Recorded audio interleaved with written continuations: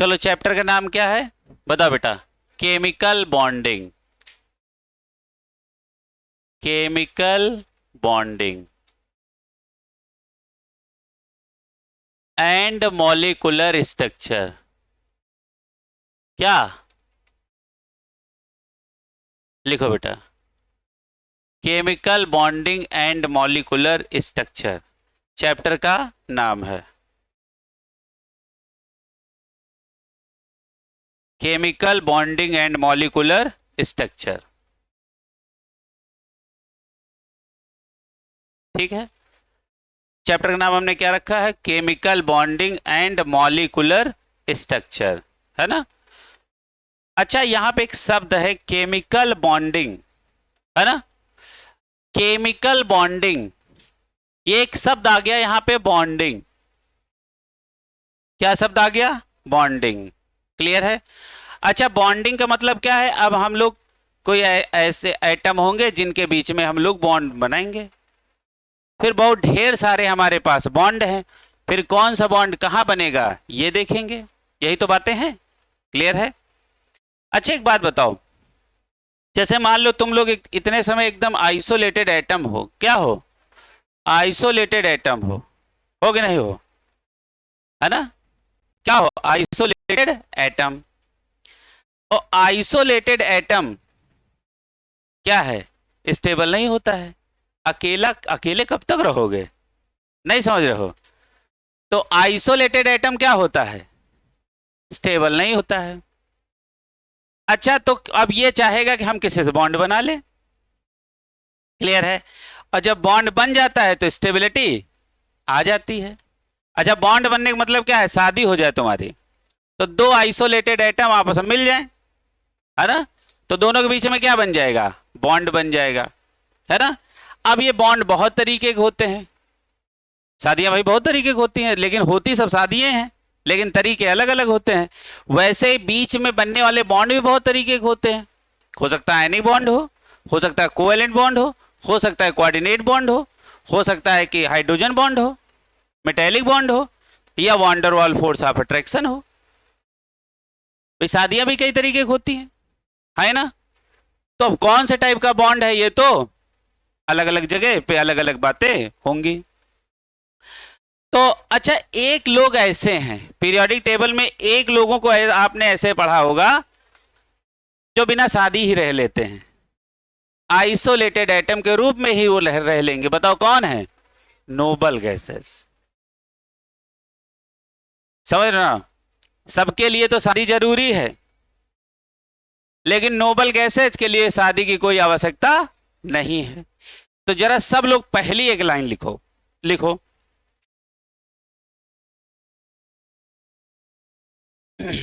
लिखो बेटा, लिखो। अंडर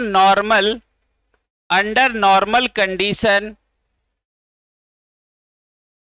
लिखो under normal condition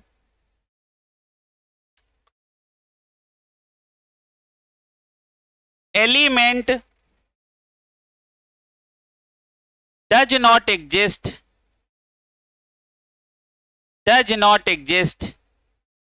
as an independent atom, except noble gases। लेकिन किसको छोड़ के? Accept noble gases. क्लियर है? तो बताओ, नोबल गैसेस को एग्जिस्ट करने के लिए शादी की आवश्यकता है? बिल्कुल आवश्यकता नहीं, है ना। शादी की उनको कोई आवश्यकता नहीं है। अच्छा, अभी आपने पढ़ा है क्या? बताओ भैया, ये है एटम, और जब कई सारे एटम सेम टाइप के या डिफरेंट टाइप के मिल जाएंगे तो इससे क्या बन जाएगा? बताओ बेटा। मॉलिक्यूल बनेगा कि नहीं बनेगा? मॉलिक्यूल बन गया, है ना। अच्छा, ये कैसे होते हैं? अनस्टेबल। अच्छा, ये कैसे होते हैं? स्टेबल होते हैं, है ना। अच्छा, मान लो हमने ये एक ऐसा बनाया, हमने सेम एटम ले लिए, है ना, तो ये क्या बन गया? बताओ बेटा। A2 बन गया। हाँ, या हम इसको ऐसे कह सकते हैं। अच्छा, इन दोनों के बीच में क्या आ गया? बॉन्ड आ गया। हो सकता है ये दोनों अलग अलग एटम हो, है ना। अच्छा बताओ अब ये क्या बन गया, ए बी। अच्छा ये इधर वाले क्या है, मॉलिक्यूल, और इधर वाले क्या है, एटम। क्लियर है। तो एटम से ज्यादा स्टेबल कौन है, मॉलिक्यूल। पक्का। अच्छा अब एक मन में बात आती है, इसका नाम क्या होता है, ये जो यहां बना इसका नाम क्या है, बताओ बेटा। Chemical bond. इसका नाम क्या है, केमिकल बॉन्ड। क्लियर है। चलो यहां तक लिखो फिर आगे बढ़े। अब सब लोग बढ़िया सुंदर सुंदर लिखो, अब ज्यादा लंबा लंबा लिखना भी नहीं पड़ेगा।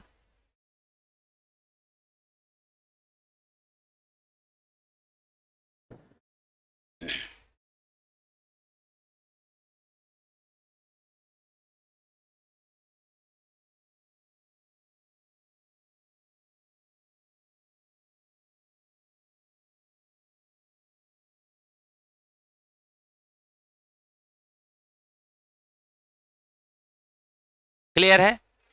अच्छा अब एक मुद्दे की ये बात आती कि केमिकल बॉन्ड क्या होता है। तो केमिकल बॉन्ड क्या है बताओ, ये ए और बी के बीच का फोर्स ऑफ अट्रैक्शन है, इसी का नाम केमिकल बॉन्ड है ना।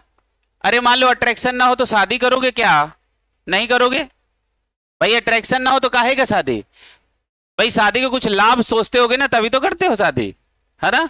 तो वो क्या है, अट्रैक्शन है ना। तो अच्छा यही बताओ मॉलिक्यूल के अंदर इसी अट्रैक्शन का नाम क्या है, केमिकल बॉन्ड। इसी का नाम क्या है, केमिकल बॉन्ड। अब जरा एक बात बताओ, ये केमिकल बॉन्ड क्या होता है बताओ बेटा। तो नीचे लिखो इसी के, लिखो लिखो the attractive force, the attractive force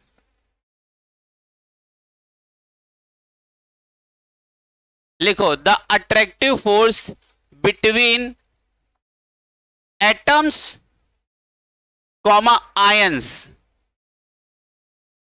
atoms comma ions is called chemical bond, is called chemical bond, है ना। अच्छा बताओ ये क्या है, बताओ ए और बी के बीच में ये जो बॉन्ड बना है ये क्या है, एक अट्रैक्टिव फोर्स है। और इसी अट्रैक्टिव फोर्स का नाम हम लोग रखे क्या है, बॉन्ड।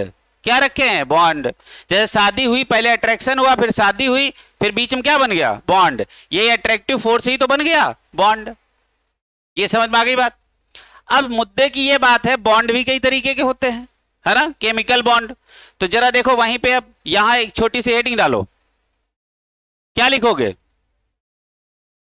हाँ केमिकल बॉन्ड। अब केमिकल बॉन्ड बहुत तरीके के होते हैं, जैसे लिख लो,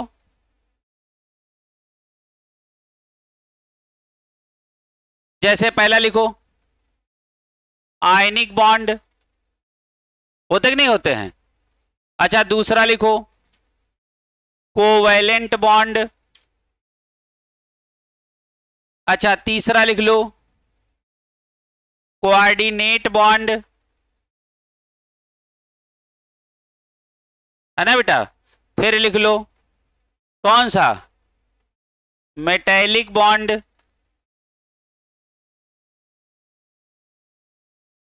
पांचवा लिख लो हाइड्रोजन बॉन्ड। छठा लिख लो, क्या लिखोगे, wander wall force, wander wall force of attraction.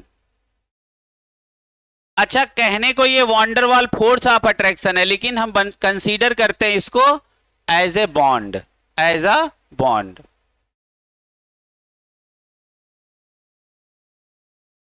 Clear है। अच्छा बताओ इतना समझ में आया, क्लियर है, ठीक है, ठीक। चलो इसी के नीचे अगली लाइन लिखो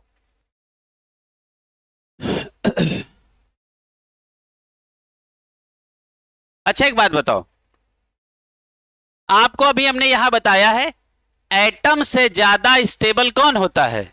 मॉलिक्यूल। पक्का? तो अब इसी बात पे नीचे यहां पे लिखो स्टार लगा के एक पॉइंट। चलो हम इसको पेज चेंज कर लेते हैं।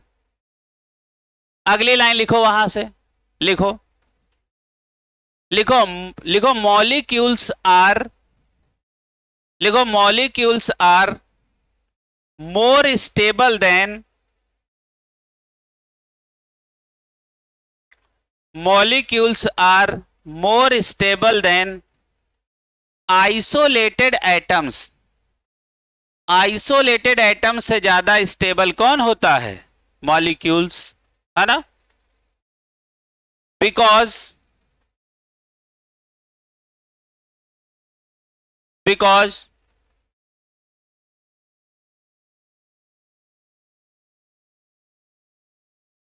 क्या लिखा है? Molecules are more stable than isolated atom due to formation of chemical bond. लिखो बेटा, due to formation of chemical bond, due to formation of chemical bond and bond formation is exothermic process।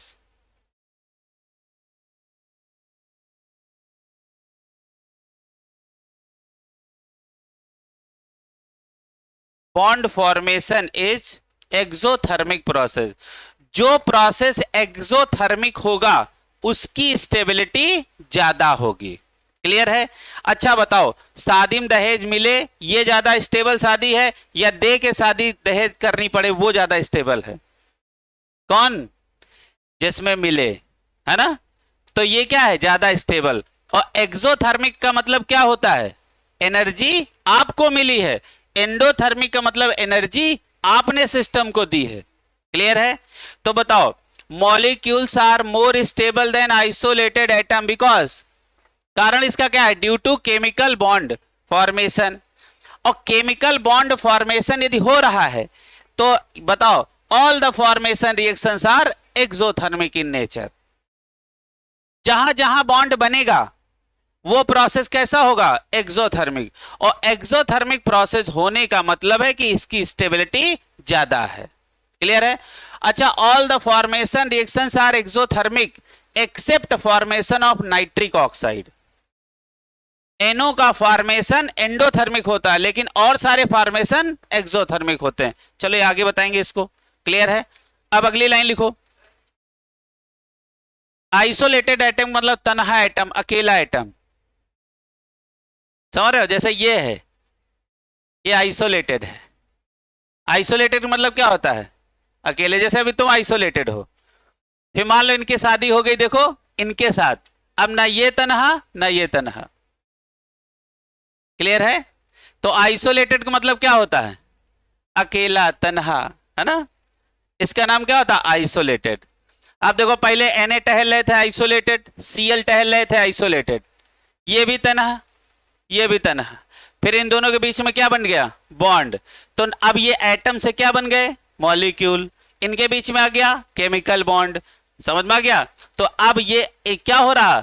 अब यहां Cl और Na इन atom से ज्यादा stable ये molecule है ना?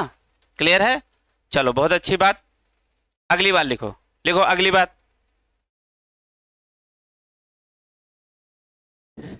लिखो नीचे एक बात लिखो।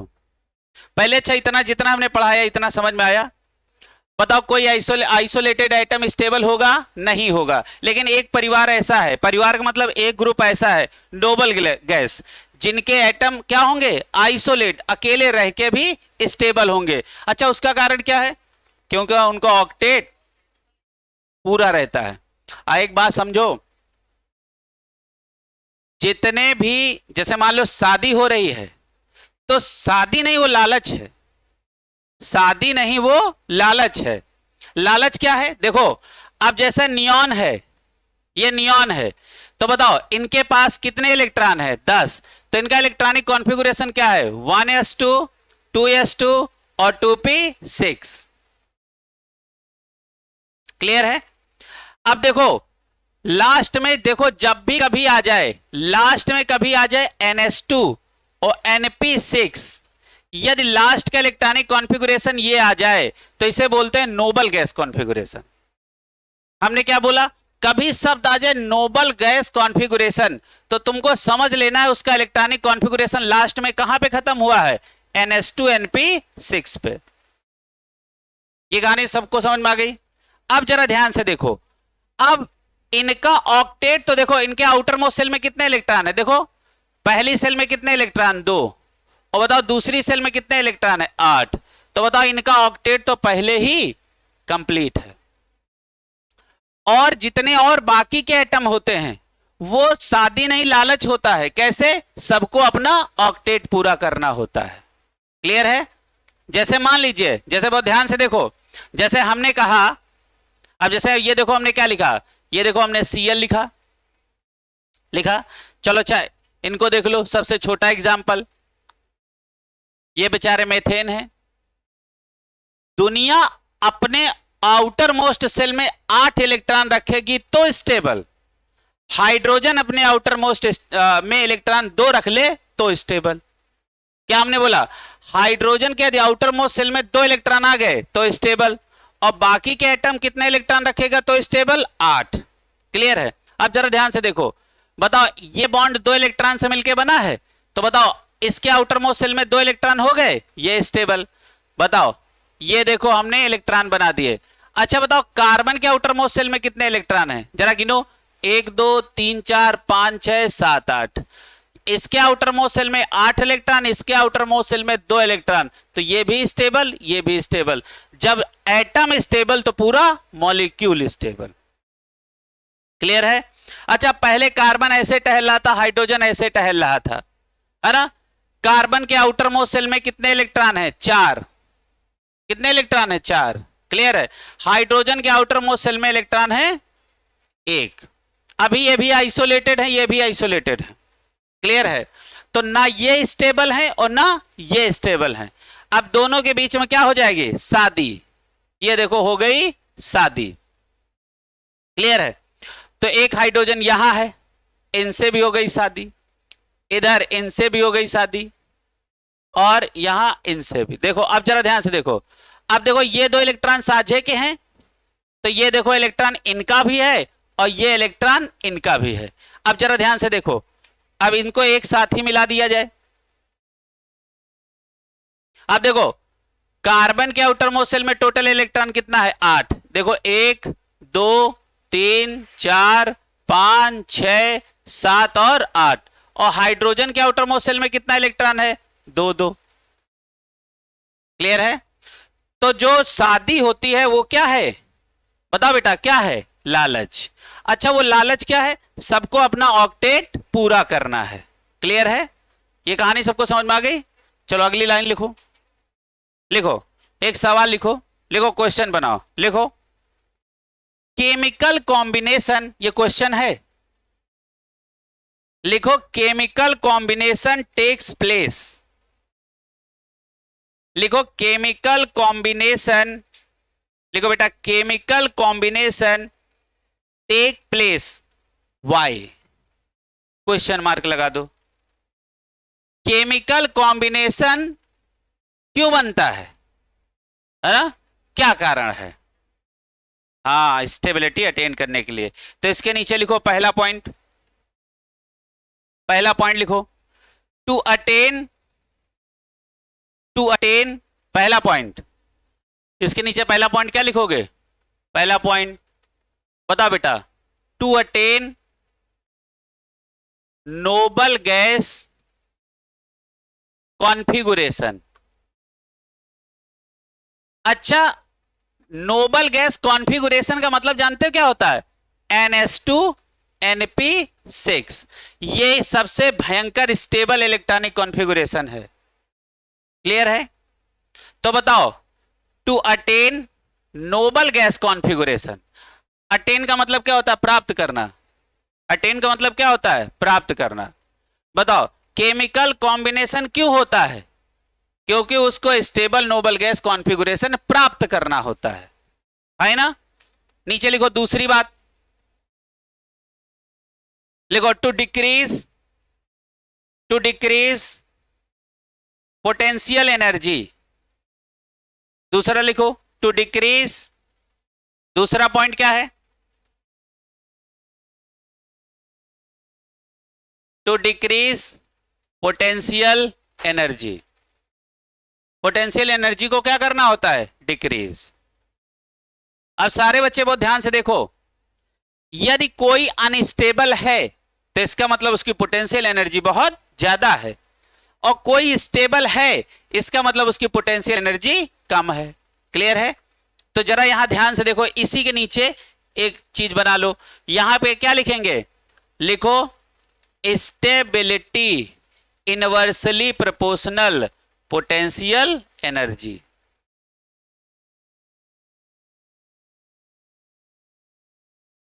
Stability inversely proportional potential energy. अच्छा, मान लो किसी सिस्टम को स्टेबल होना है तो बताओ पोटेंशियल एनर्जी घटाएगा वो सिस्टम अपनी कि बढ़ाएगा, घटाएगा।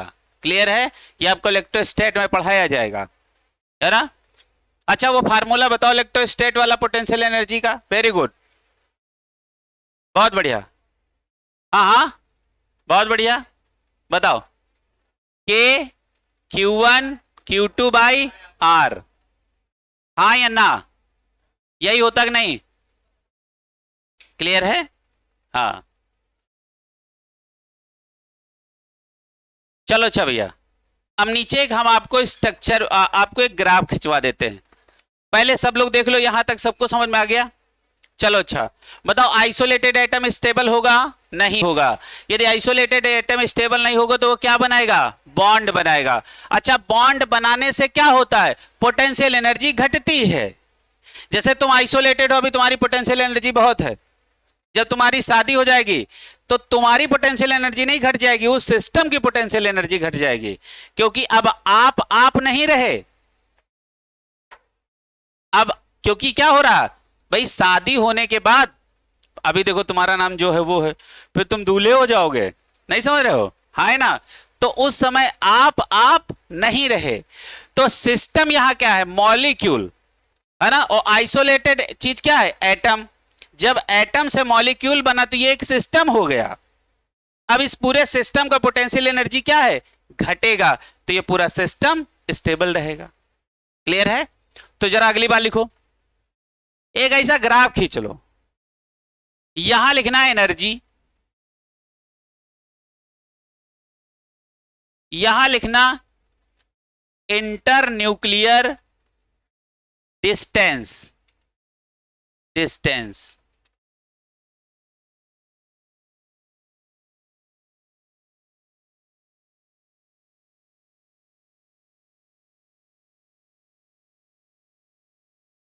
ऐसा ग्राफ देखा होगा, ऐसा ग्राफ नहीं देखा, देखा होगा। लाओ चाहो थोड़ा सुंदर बना दें।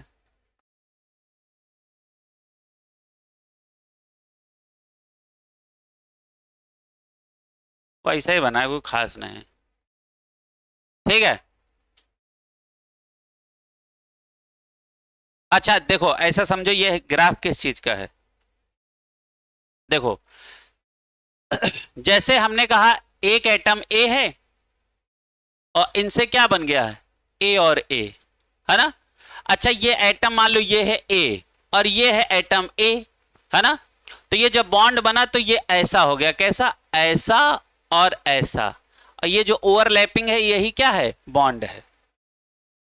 पहले ये देखो एटम ए है, ये एटम ए है, फिर इन दोनों के बीच में क्या बन गया, बॉन्ड। ये देखो यही ओवरलैपिंग ही इस बॉन्ड को रिप्रेजेंट कर रही है, तो ये बन गया मॉलिक्यूल, बना, पक्का। अच्छा एक बात बताओ, पोटेंशियल एनर्जी यदि कम होगी, ये एनर्जी कौन है, पोटेंशियल एनर्जी, यदि एनर्जी कम होगी, पक्का है, यदि ये एनर्जी कम होगी तो ये ज्यादा स्टेबल होगा, यानी इनके बीच में ओवरलैपिंग ज्यादा होगी। जैसे जैसे ये एनर्जी बढ़ेगी ये ओवरलैपिंग कम होगी। नहीं समझे? नहीं समझे, फिर से समझो। जब पोटेंशियल एनर्जी सिस्टम की कम है तो बढ़िया ओवरलैपिंग है। ओवरलैपिंग समझ रहे हो, ये ओवरलैपिंग, जैसे ये एक एटम ये है और एक एटम ये है, देखो ये ओवरलैप कर गया कि नहीं इसके ऊपर, और यही क्या बन गया, बॉन्ड। यही क्या बन गया, बॉन्ड। अच्छा, जैसे ही ये ओवरलैपिंग हुई, बॉन्ड बना, तो इसकी पोटेंशियल एनर्जी क्या हो गई, घट गई। क्लियर है। अच्छा एक बात बताओ, यदि पोटेंशियल एनर्जी धीरे धीरे मान लो घटने की जगह बढ़ने लगे, तो इसका मतलब ये ओवरलैपिंग घटने लगेगी। पहले मान लो इतना ओवरलैप है, फिर इतना ओवरलैप होगा, धीरे धीरे ये दोनों अलग हो जाएंगे, फिर आइसोलेटेड एटम, फिर क्या है, मॉलिक्यूल क्या हो जाएगा, आइसोलेटेड एटम। अब जरा ध्यान से देखो, अच्छा यहां एक पॉइंट ये देखो, एक पॉइंट ये देखो, और एक पॉइंट ये देखो, 3 पॉइंट आप देखो, है ना। कितने पॉइंट देखोगे, 3 पॉइंट। अब जरा ध्यान से देखो, अच्छा आपको नहीं लग रहा सबसे कम पोटेंशियल एनर्जी तो यही है, है ना। यहां पे पोटेंशियल एनर्जी क्या है बताओ, मिनिमम। क्लियर है। अच्छा यदि यहां पोटेंशियल एनर्जी मिनिमम है इस जगह पे, तो आपको नहीं लग रहा कि ये मैक्सिमम ओवरलैपिंग में होंगे, हाँ है ना। क्लियर है। अच्छा आपको नहीं लग रहा यहां एनर्जी थोड़ी सी बढ़ी, तो इसका मतलब इस पॉइंट पे देखा जाए तो ओवरलैपिंग भैया थोड़ी सी कम हो गई, हाँ है ना। भैया ये एनर्जी बढ़ती हुई समझ में आ रही, देखो वाई एक्सिस, देखो वाई एक्सिस पे एनर्जी देखो, नीचे आ रहे हो तो घट रही है ना, फिर देखो ऊपर जा रहे हो तो बढ़ रही है। क्लियर है। अच्छा अब आपको नहीं, यहां की कुछ बात बता दो, यहां क्या हुआ, दोनों अलग अलग हो गए। यही बहुत एनसीईआरटी में समझा के बनाया है। क्लियर है। देखे नहीं हुए, एनसीईआरटी में बना है, नहीं देखे हो, लाओ अच्छा दिखा दे हम, चलो अच्छा तुम लोग बना लो फिर हम दिखा देते।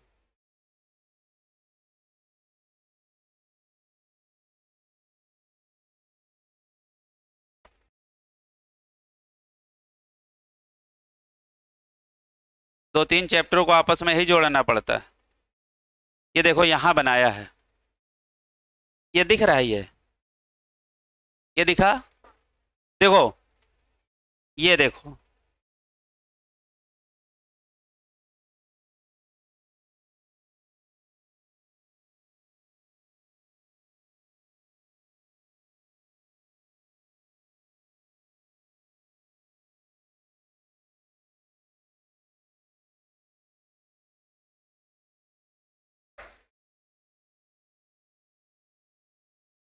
बताओ ये कहानी पूरी समझ में आई सबको, कोई प्रॉब्लम तो नहीं है। क्लियर। चलो अच्छा आगे लिखो, लिखो। अच्छा बताओ हमने केमिकल बॉन्ड कितने तरीके के पढ़े हैं, 6 तरीके के पढ़े हैं। अब जरा ध्यान से देखो, अब यहां पे एक हेडिंग डालो, लिखो केमिकल बॉन्ड। केमिकल बॉन्ड 2 तरीके के होते हैं,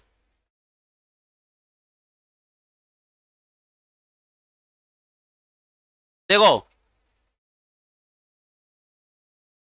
स्ट्रॉन्ग बॉन्ड और कैसे, वीक बॉन्ड। स्ट्रॉन्ग बॉन्ड और वीक बॉन्ड, 2 कैटेगरी में इनको डिवाइड करो, स्ट्रॉन्ग बॉन्ड और वीक बॉन्ड। स्ट्रॉन्ग बॉन्ड के नीचे लिखो, लिखो, लिखो इंटर एटॉमिक बॉन्ड।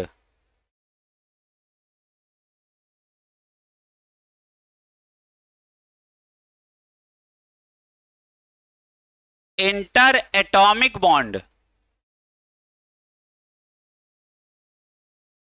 और वीक बॉन्ड के नीचे लिखो, क्या लिखोगे, इंटर मॉलिक्यूलर बॉन्ड।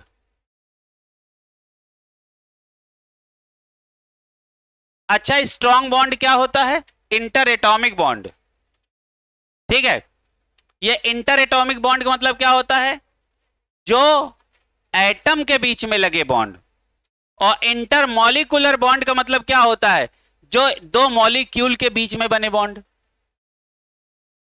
अच्छा बताओ, एक मॉलिक्यूल दूसरे मॉलिक्यूल से भी तो किसी बॉन्ड से जुड़ा होगा, और एक एटम भी दूसरे एटम से किसी बॉन्ड से जुड़ा होगा, है ना?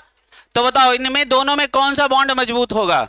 बताओ, जैसे हमने कहा Cl2 Cl2 से जुड़ा है, तो देखो एक मॉलिक्यूल दूसरे मॉलिक्यूल से जुड़ा है तब भी तो ये बॉन्ड ही है। और हमने कहा Cl तो ये भी तो बॉन्ड है। अब ये वाला बॉन्ड एटम के बीच में है और ये वाला बॉन्ड मॉलिक्यूल के बीच में है। क्लियर है? तो अब जो आपका स्ट्रॉन्ग बॉन्ड, अच्छा जरा ध्यान से देखो, इसी को मैच करा दें। जैसे मान लो, बहुत ध्यान से देखना, जैसे छोटा सा एग्जांपल एक ले लो। जैसे हमने कहा ये हाइड्रोजन है और ये हाइड्रोजन है,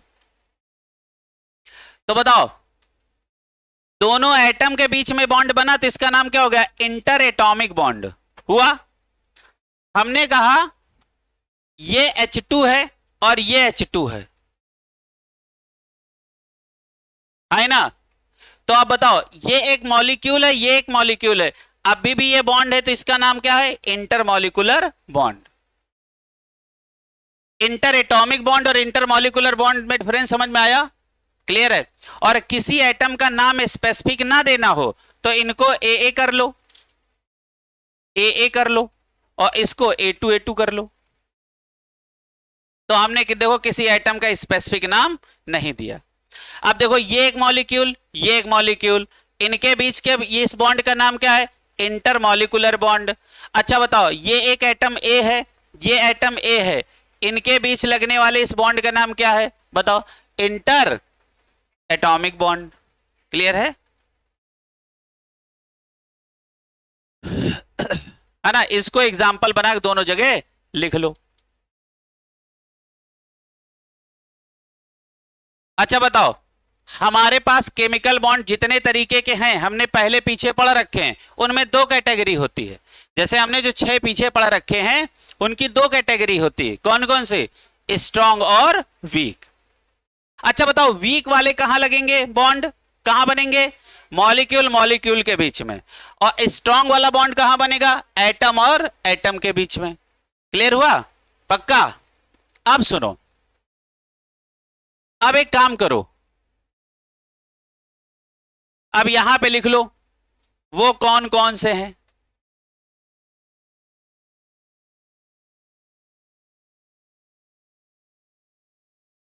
पहला कौन सा है? पहला है आयनिक बॉन्ड। दूसरा कौन सा है? Covalent bond. अच्छा बताओ तीसरा कौन सा है? बताओ बेटा। अच्छा चलो यहां पहले कोऑर्डिनेट लिख लो। क्या लिखोगे? Coordinate bond. और उसके बाद क्या लिखोगे? Metallic bond. ठीक है? और वीक बॉन्ड में दो बॉन्ड लिख लो, है ना? हाइड्रोजन बॉन्ड और दूसरा कौन सा है? Wander wall force. देखो है ये फोर्स, लेकिन कंसीडर क्या करके चलते हैं? As a bond, as a bond.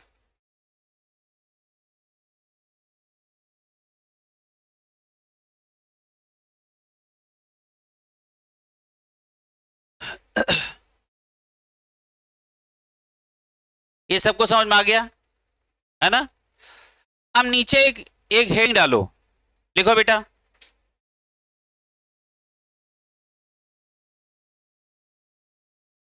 लिखो बॉन्ड स्ट्रेंथ।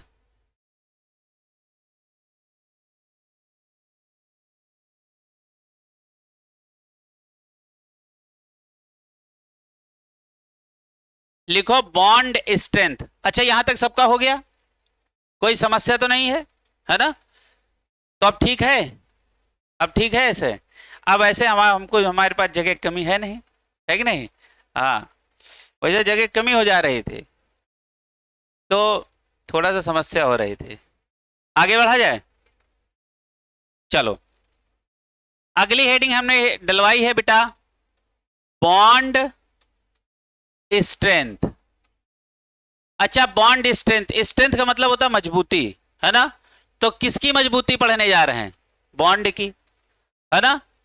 अच्छा एक बात बताओ, अपने यहां इंडियन क्रिकेट में बताओ विकेट कीपर बढ़िया कौन रहा है? बताओ। हाँ, बताओ कौन रहा है?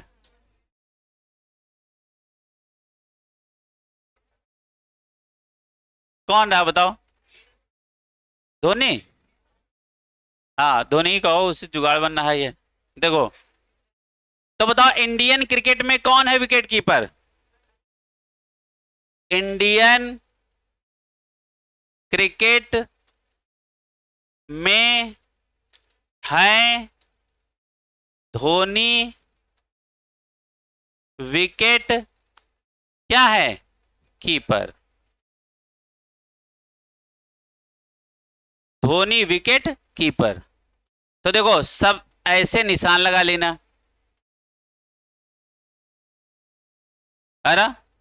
अब ये देखो क्या हमने लिखा दिया, देखो इंडियन का मतलब आयनिक बॉन्ड। सबसे मजबूत बॉन्ड कौन होता है? आयनिक बॉन्ड, है ना। आयनिक बॉन्ड का दूसरा नाम एक और है, इलेक्ट्रोवैलेंट बॉन्ड। तीसरा एक और इसका नाम है पोलर बॉन्ड, है ना। क्रिकेट का मतलब ये कौन सा है? Covalent bond. में का मतलब कौन सा है? Metallic bond. है का मतलब कौन है?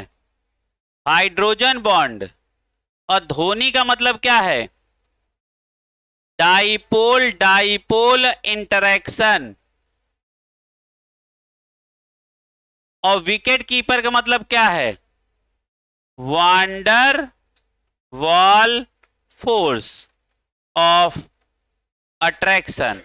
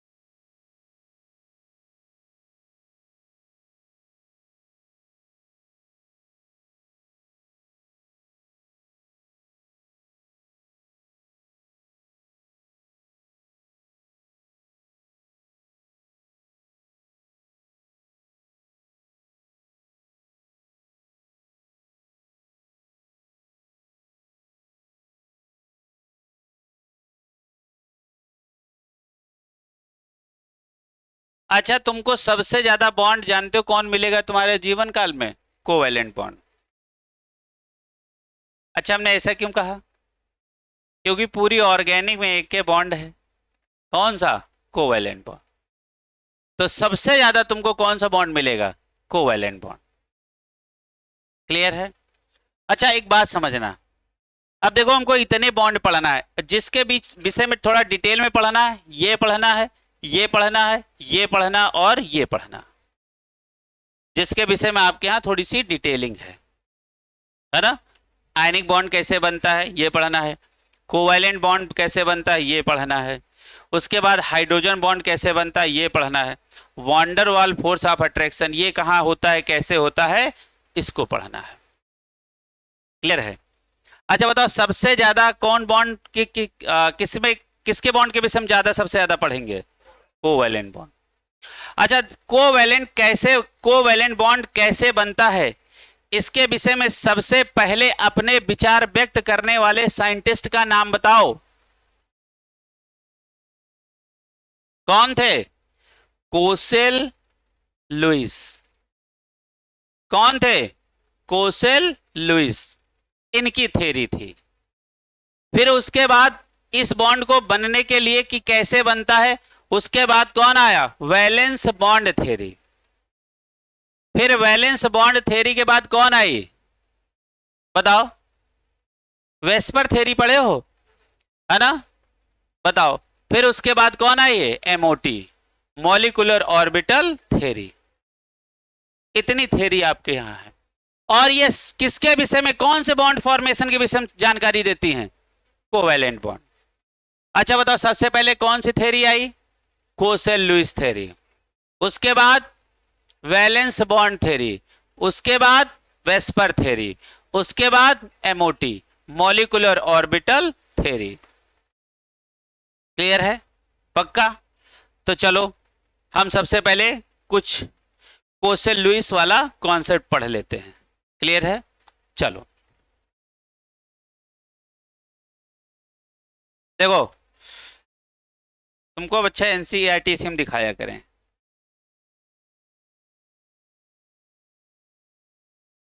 अब इसी में दिखाया करेंगे तुमको एनसीईआरटी भी, क्या हम ऐसे दिखाते हैं तुम देख पाते नहीं हो, तो लगता है भी कि नहीं है ना। देखो तुमको हम सबसे पहली लाइन वाली सुनाते हैं। Under normal condition no other element exist as an independent atom, है ना, in nature except noble gases. ये लाइन हमने आपको लिखाई। ये देखो एनसीईआरटी की शुरुआत यहीं से हुई है। क्लियर है। अच्छा उसके बाद the attractive force which hold various constituents जैसे atoms comma ions together in different chemical species called chemical bond. ये पढ़ाया।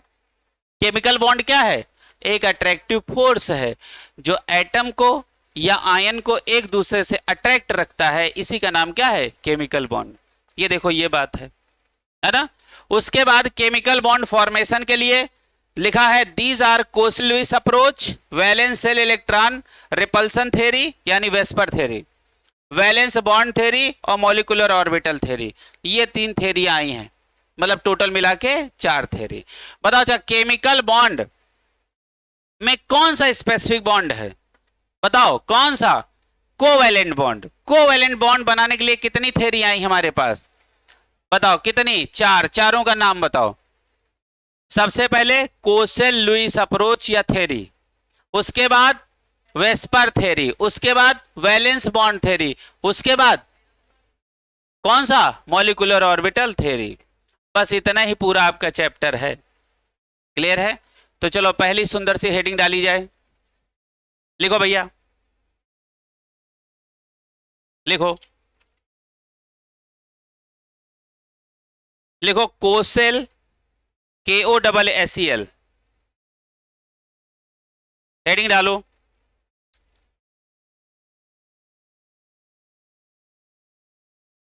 Kossel Lewis, LEWIS, Kossel Lewis approach, Kossel Lewis approach to chemical bonding,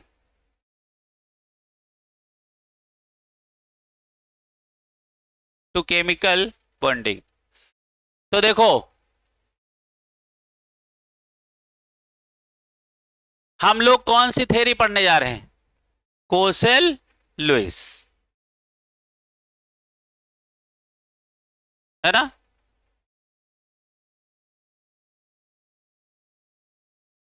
क्या लिखे हो, ये के ऐसे बनाते हो क्या, ये ऐसे के कैसे बनता है, के,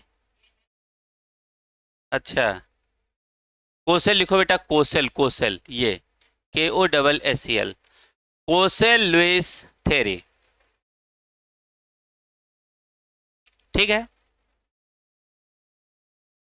अच्छा सबसे पहले एक आपके सामने एक शब्द आता है, क्या आता है बताओ, क्या शब्द आता है, लुईस डॉट, है ना, लुईस डॉट। तो लुईस डॉट स्ट्रक्चर क्या होता है ना। तो चलो सबसे पहले एक हम लोग बात करते हैं, बताओ।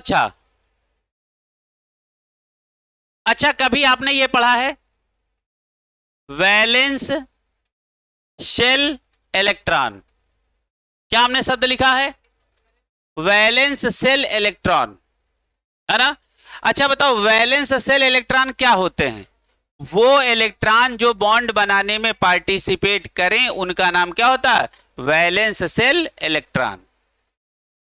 ठीक है, तो लिखो, यहां पे लिखो। अच्छा, वैलेंस सेल इलेक्ट्रॉन क्या होते हैं? वैलेंस सेल इलेक्ट्रॉन किसके बराबर होते हैं? हमेशा ग्रुप नंबर के बराबर, है ना। बताओ, वैलेंस सेल इलेक्ट्रॉन किसके बराबर होते हैं? ग्रुप नंबर के बराबर। तो लिखो बेटा, लिखो। और वैलेंस सेल क्या करते हैं? बताओ बेटा। Participate in bond formation.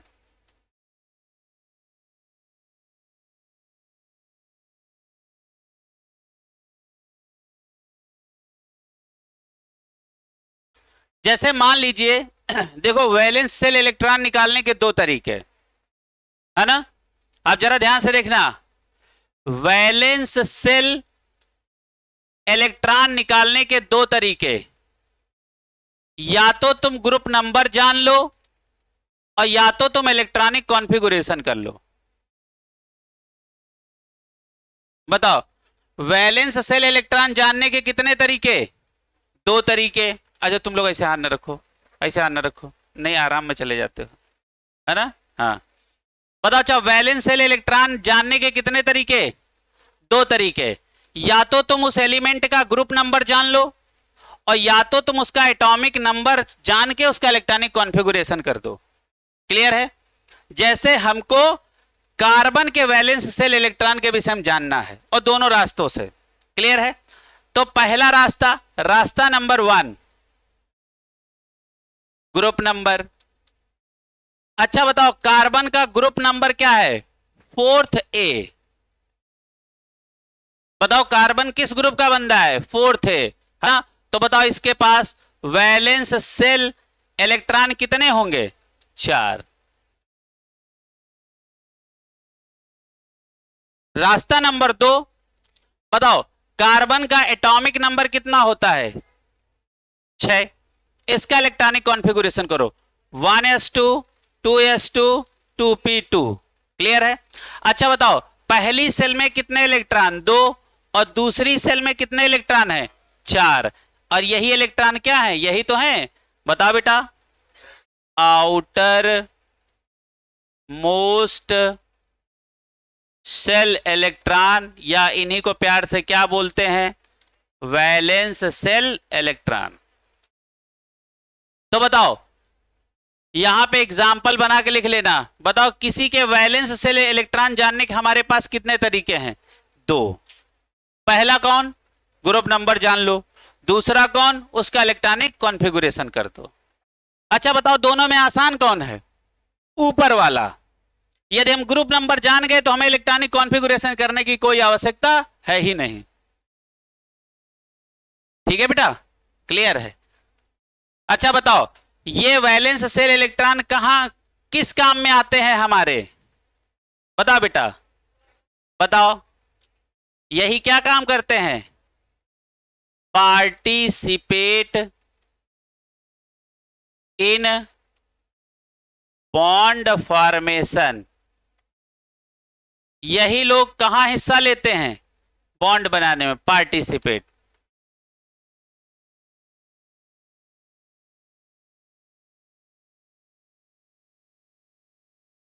ठीक है?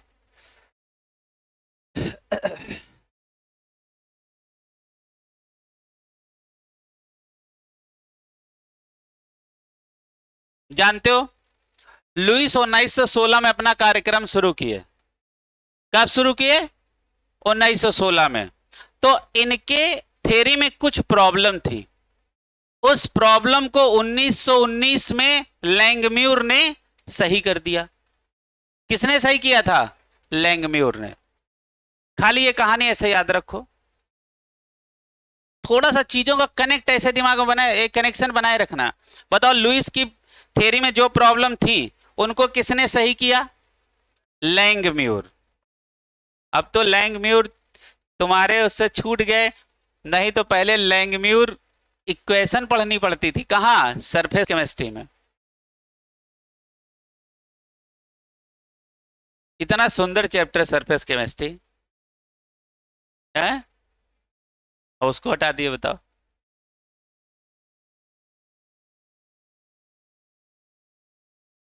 बहुत प्यारा चैप्टर।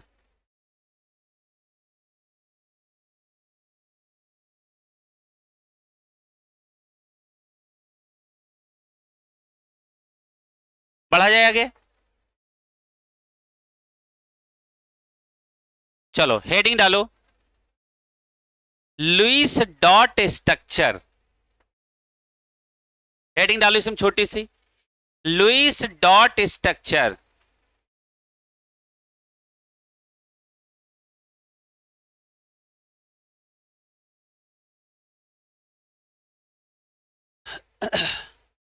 ये है देखो वैलेंस सेल जानने का रास्ता नंबर 1 और ये रास्ता नंबर 2। इसको आप एक डिब्बे में जरूर बंद कर लेना कि वैलेंस सेल इलेक्ट्रॉन जानने के हमारे पास कितने रास्ते, 2। या तो ग्रुप नंबर जान लो और या तो उसका इलेक्ट्रॉनिक कॉन्फ़िगरेशन कर दो। तो ये एक आपका कॉन्सेप्ट हो गया। क्लियर है? बताओ वैलेंस सेल इलेक्ट्रॉन जानने के हमारे पास कितने रास्ते, 2। पहला ग्रुप नंबर जान लो, दूसरा उसका इलेक्ट्रॉनिक कॉन्फ़िगरेशन कर दो। तो अब देखो पीरियोडिक टेबल जिस जिसको आती है, जैसे हमने देखा कार्बन 4th ग्रुप का है, आउटर मोस्ट शेल में 4 इलेक्ट्रॉन होंगे, यही 4 इलेक्ट्रॉन बॉन्ड बनाने में पार्टिसिपेट करेंगे, बात खत्म। क्लियर है? चलेगा। अब अगली हेडिंग हम लोग कौन सी डाले हैं? हाँ, लुईस डॉट स्ट्रक्चर। अच्छा, ये लुईस डॉट स्ट्रक्चर क्या है ना? तो इसके आगे लिखना, लिखो एटम विद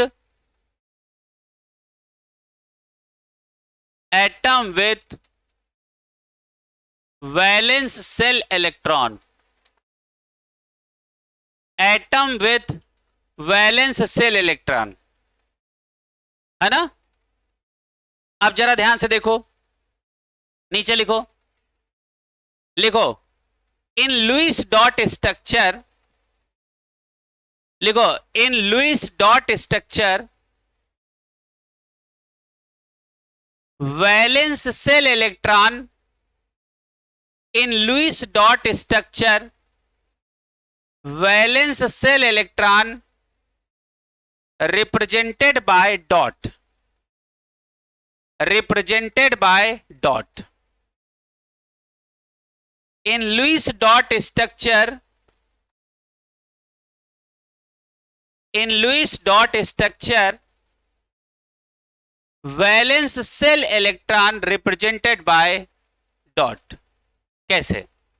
जैसे हमने कहा कि कार्बन का लुईस डॉट स्ट्रक्चर बनाओ, तो बताओ लुईस डॉट स्ट्रक्चर क्या होता है?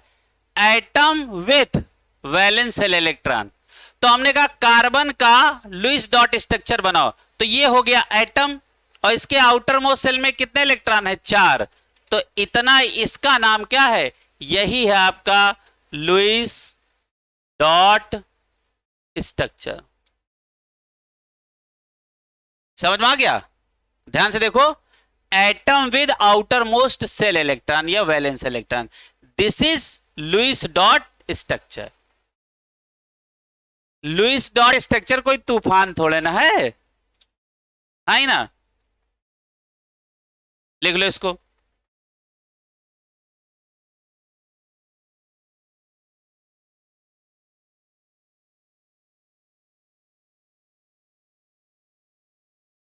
क्लियर है? अच्छा, हम आपको कुछ एग्जाम्पल बताते हैं।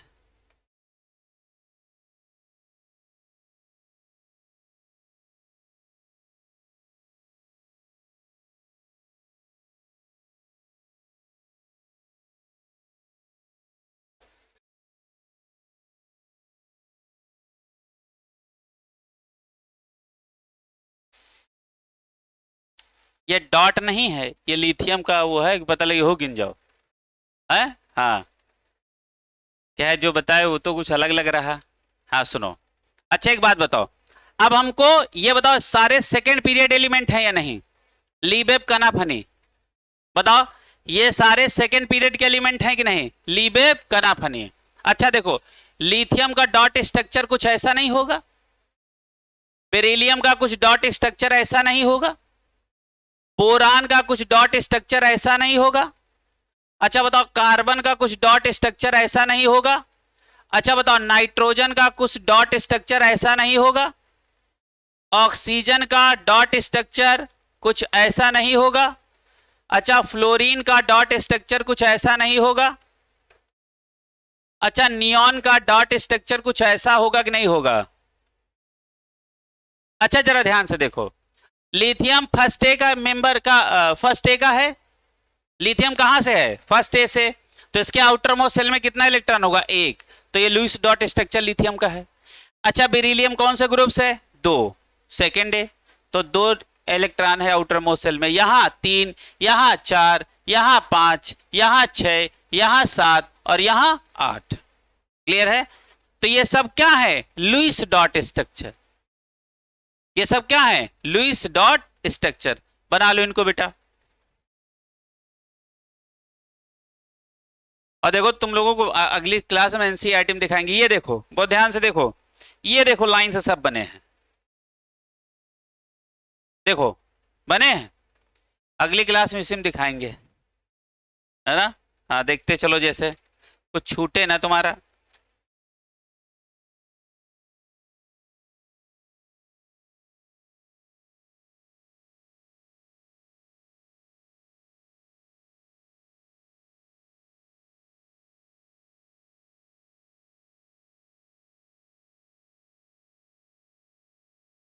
सारे बच्चों को लुईस डॉट स्ट्रक्चर बनाना आ गया, कोई कठिन बात तो नहीं थी, है ना। कोसेल और लुईस दो अलग अलग लोग हैं, है ना। कोसेल अपना एक्सपेरिमेंट कर रहे थे और लुईस अपना। क्लियर है। चलो अगला ध्यान से देखो बेट, अगली बात आगे बढ़ा जाए। अच्छा एक बात बताओ, अब हम डॉट स्ट्रक्चर भी पढ़ लिए, है ना। अब हम कितने बॉन्ड बनाएगा कौन, ये भी जान लिए, है ना। अब हम लोग क्या करते हैं, बॉन्ड बनाते हैं। अब जरा ध्यान से देखो, तो देखो बेटा, अब हम लोग क्या बनाने जा रहे हैं, स्ट्रक्चर। अब हम लोग किसी मॉलिक्यूल का क्या बनाएंगे, स्ट्रक्चर। स्ट्रक्चर अलग चीज है, शेप अलग चीज है। हम लोग क्या बनाने जा रहे हैं, स्ट्रक्चर, है ना। शेप और ज्योमेट्री के लिए हमें क्या पढ़ना पड़ेगा, हाइब्रिडाइजेशन। अभी हम स्ट्रक्चर बना रहे हैं, ना कि शेप, है ना। हाँ। अच्छा, स्ट्रक्चर बनाना जब बनाओगे तो आपके मन में दो ख्याल आएंगे। कितने ख्याल आएंगे, दो, कि किसको सेंटर पे रखूं और किसको सराउंडिंग में रखूं। क्लियर है। तो एक आपके मन में ख्याल आएगा सेंट्रल एटम, और एक आएगा आपका, बताओ, सराउंडिंग एटम।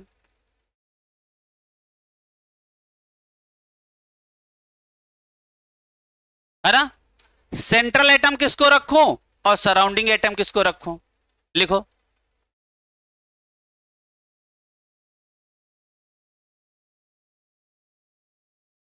और मुद्दे की बात तो आपके पास ये होती है,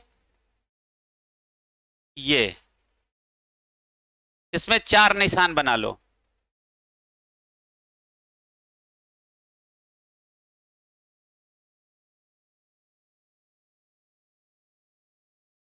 सेंट्रल एटम आप किसको बनाओगे, सेंट्रल एटम आप किसको बनाओगे, लिखो नंबर 1, नंबर 2, नंबर 3, नंबर 4।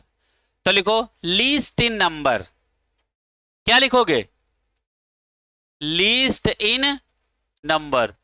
वो एटम सेंटर पे रखोगे जो मॉलिक्यूल के अंदर क्या होगा, लीस्ट इन नंबर, यानी सबसे कम संख्या में। क्लियर है।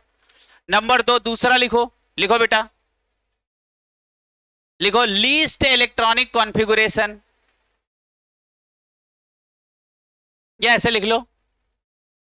नहीं, क्या लिखा ना, रुको रुको रुको, क्या लिखा दूसरा, ना ना ना, लिखो, लिखो लेस इलेक्ट्रोनिगेटिव एटम, लिखो लेस इलेक्ट्रोनिगेटिव, लिखो लेस इलेक्ट्रोनिगेटिव एटम, एटम लिख लो। तीसरा लिखो, लिखो बेटा, तीसरा लिखो लार्ज साइज, लार्ज साइज,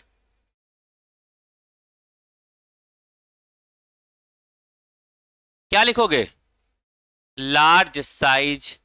अच्छा लास्ट में क्या लिखा है बताओ, लिखो high atomic number, high atomic number.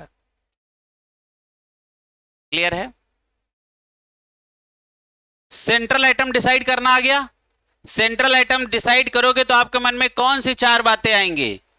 Least in number, ज्यादातर तो इसी बन जाते हैं, यहां तक तो बहुत कम आना पड़ता है, सारे स्ट्रक्चर इसी से बन जाते हैं ऊपर वाले से। क्लियर है? पक्का? अब चले हम कुछ स्ट्रक्चर बनाते हैं। अच्छा बताओ, स्ट्रक्चर बनाने में हमारे मन में क्या ख्याल आएंगे? कितना ख्याल आएगा? दो, चार ख्याल आएंगे। ख्याल दो रहेंगे, ख्याल दो कि किसको सेंटर पे रखूं और किसको सराउंडिंग पे रखूं, है ना? अच्छा, सेंटर पे रखने के लिए हमारे मन में फिर आएंगी चार बातें। उसको रखा जाए जो सबसे कम संख्या में हो, और मान लो दो लोग ऐसे हैं जिनकी संख्याएं आपस में बराबर हैं, तो पहला रूल खत्म। अब किसको रखोगे? जो लेस इलेक्ट्रोनिगेटिव एटम होगा उसको रखोगे।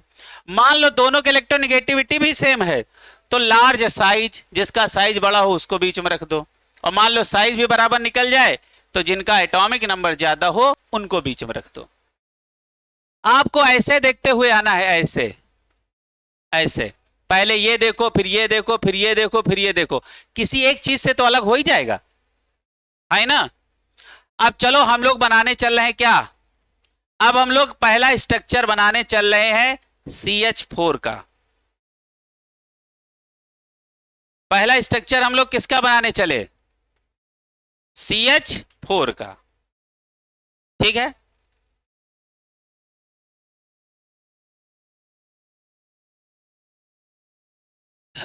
अच्छा एक बात बताओ, बताओ कार्बन के वैलेंस शेल इलेक्ट्रॉन कितने हैं? 4। हाइड्रोजन के वैलेंस शेल इलेक्ट्रॉन कितने हैं? बताओ। 1। हाइड्रोजन के, बताओ हाइड्रोजन एटम के आउटर मोस्ट शेल में इलेक्ट्रॉन कितने होते हैं? पक्का? ये कहानी समझ में आ रही कि नहीं आ रही? ना आ रही तो अलग अलग करके लिख लो। बताओ मेथेन कैसे बना है? कार्बन से और हाइड्रोजन से बना है ना? बताओ कार्बन के वैलेंस शेल में इलेक्ट्रॉन कितने हैं? 4, है ना बेटा? हाइड्रोजन के वैलेंस शेल में कितने इलेक्ट्रॉन है? बताओ बेटा। 1। अच्छा बताओ एक वाले कै लोग हैं? 4, इंटू कर दो 4। तो बताओ ये टोटल आंसर कितना आया? 4, और ये कितना है? 4। तो पूरे मॉलिक्यूल में टोटल वैलेंस शेल इलेक्ट्रॉन कितने हैं? 8। आए ना? पहले बताओ ये समझ में आया कि नहीं आया? आ गया, है ना? ये सबको समझ में आया? क्लियर हुआ? अच्छा देखो, हमने इलेक्ट्रॉनिक कॉन्फ़िगरेशन नहीं किया क्योंकि एक स्टेप कम कर लिया, है ना? इलेक्ट्रॉनिक कॉन्फ़िगरेशन हमने किया ही नहीं। कार्बन ये कौन से ग्रुप से बिलोंग करता है? 4th है। ये कहां से है?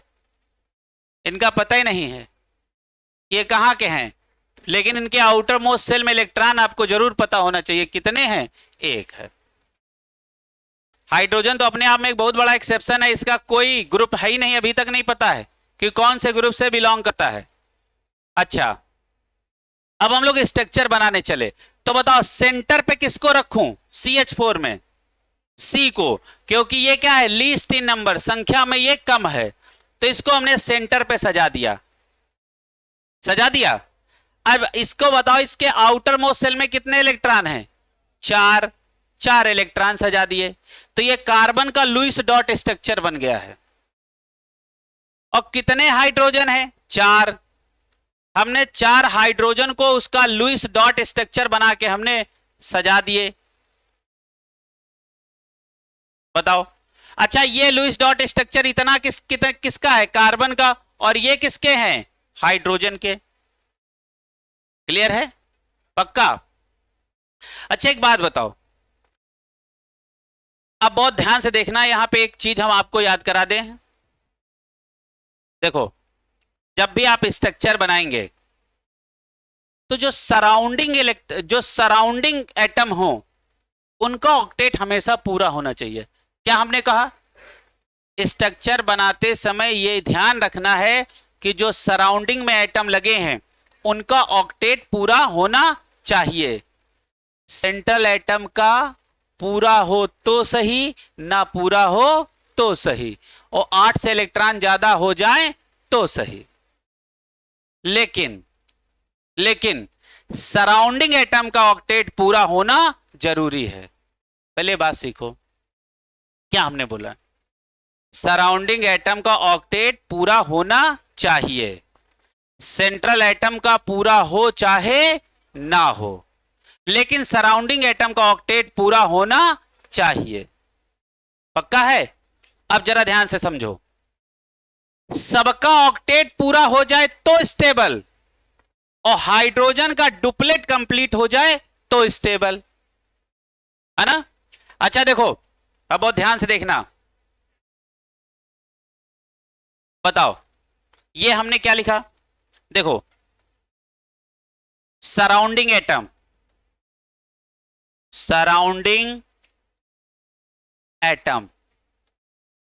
सराउंडिंग एटम का क्या होना चाहिए? पहली बात बताओ, लिखो, या कहीं पे स्टार लगा के लिखो।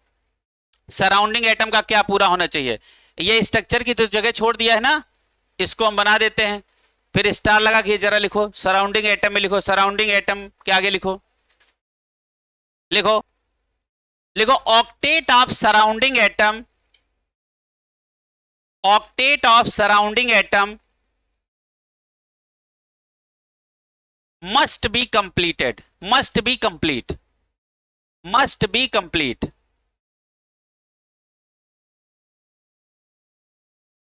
बताओ सराउंडिंग एटम का, बताओ ऑक्टेट क्या होना चाहिए? कंप्लीट होना चाहिए, एक्सेप्ट हाइड्रोजन,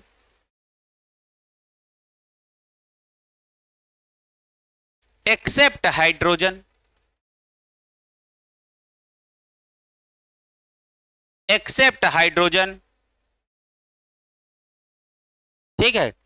अच्छा, सराउंडिंग एटम यदि हाइड्रोजन के अलावा कोई है तो उसका क्या पूरा होना चाहिए? ऑक्टेट। यदि हाइड्रोजन है सराउंडिंग एटम में तो उसका क्या पूरा होना चाहिए? डुप्लेट, है ना? तो नीचे लिखो, लिखो हाइड्रोजन के सामने लिखो,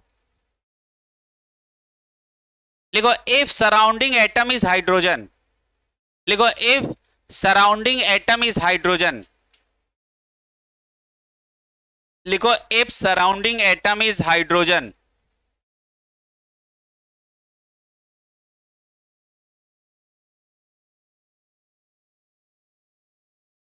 then its duplet must be completed, then its duplet must be क्या होना चाहिए? कंप्लीट। पूरी कहानी समझ में आ रही? कोई ऐसा पॉइंट जो समझ में ना आ रहा हो? सराउंडिंग एटम हाइड्रोजन के अलावा यदि कोई भी हुआ तो उसका क्या पूरा होना चाहिए? ऑक्टेट। क्लियर है? और हाइड्रोजन हुआ तो क्या पूरा होना चाहिए? डुप्लेट। अच्छा, सेंट्रल एटम का ऑक्टेट पूरा हो जाए तो अच्छी बात, ना पूरा हो जाए तो घबराओ नहीं, ऑक्टेट से ज्यादा भी इलेक्ट्रॉन हो जाए तो भी ना घबराओ, क्योंकि ऑक्टेट रूल कोई यूनिवर्सल रूल नहीं है। जहां तक लगे लगाओ, ना लगे कोई बात नहीं। ऑक्टेट रूल यदि यूनिवर्सल हो जाता तो बहुत एटम छिछलेदर हो जाती। सल्फर के आउटर मोस्ट सेल में 12-12 इलेक्ट्रॉन हो जाता है, समझ रहे हो ना? लेकिन फिर भी स्टेबल है। क्लियर है? तो अब जरा ध्यान से अगला लिखो। अच्छा, ये कहानी सबने लिख दी, अब ये बना लो। अब सुनो, अच्छा देखो, सराउंडिंग एटम क्या है? हाइड्रोजन। हाइड्रोजन का क्या पूरा होना चाहिए? डुप्लेट। अब जरा सारे बच्चे बहुत ध्यान से देखो, अच्छा एक बात बताओ, अभी इनके पास कितना हाइड्रोजन है? अभी इनके पास कितना इलेक्ट्रॉन है हाइड्रोजन के पास? एक। इनके पास, इनके पास, इनके पास और इनके पास चार। ना इनका ऑक्टेट कंप्लीट है, ना इनका डुप्लेट कंप्लीट है। ठीक है, अब ये शादी करेंगे। अब ये क्या करेंगे? शादी करेंगे। अब सुनो, शादी करेंगे, थोड़ा ये आगे बढ़े, थोड़ा ये आगे बढ़े, शादी हो गई। ये क्या हो गया? ये बॉन्ड बन गया। हमने कहा था शादी लालच में होती है, सबको अपना ऑक्टेट कंप्लीट करना होता है। शादी क्या है? शादी एक लालच है। लालच क्या है? सबको अपना ऑक्टेट पूरा करना है। क्लियर हुआ? हाइड्रोजन ने बताओ, हाइड्रोजन का डुप्लेट कंप्लीट हो गया कि नहीं? ये स्टेबल हो गया। क्लियर है? अब शादी हो जाने के बाद अब अकेले नहीं है, अब ये दोनों लोगों को अपने साथ जोड़ के चलेंगे। जैसे हम क्या है, हम दो हैं, तो अब ये देखो, अब हाइड्रोजन के आउटर मोस्ट शेल में इलेक्ट्रॉन अब कितना है? दो। पहले कितना था शादी के पहले? एक। अच्छा, इनकी भी शादी करा दो, इनका भी डुप्लेट कंप्लीट, इनकी भी शादी करा दो, इनका भी डुप्लेट कंप्लीट, इनकी भी शादी करा दो, इनका भी डुप्लेट कंप्लीट। क्लियर है? अब जरा देखो, ध्यान से देखो, अब कार्बन का देखो कंप्लीट है कि नहीं ऑक्टेट? देखो 1 2 3 4 5 6 7 8। देखो अब ये सारे यहां से लेके यहां तक, ये सब किसके एटम इलेक्ट्रॉन है? कार्बन के। तो बताओ, कार्बन के पास कितने इलेक्ट्रॉन हो गए? 8। हाइड्रोजन के पास कितने इलेक्ट्रॉन हो गए? 2। तो इसे बोलते हैं ऑक्टेट। क्या है? कंप्लीट, कंप्लीटेड है ना। और ये क्या है बताओ बेटा? डुप्लेट है ना। देखो हो गया, बन गया स्ट्रक्चर। लिखते चलो, एकदम एक एक चीज हम आपको क्लियर कर देंगे, बिल्कुल परेशान ना हो। हाइड्रोजन ही एक ऐसा आदमी है जो 2 ही इलेक्ट्रॉन में खुश हो जाता है, स्टेबल।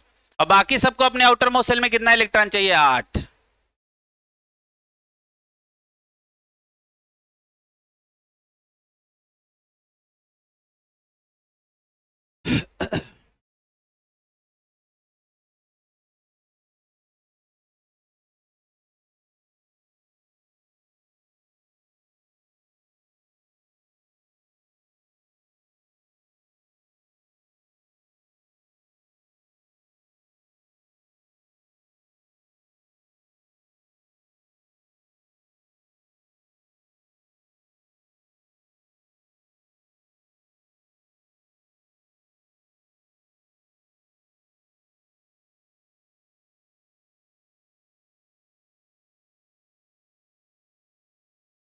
अब कुछ स्ट्रक्चर बनवाएं, हर टाइप का 2 4 स्ट्रक्चर बनवा दे, है ना।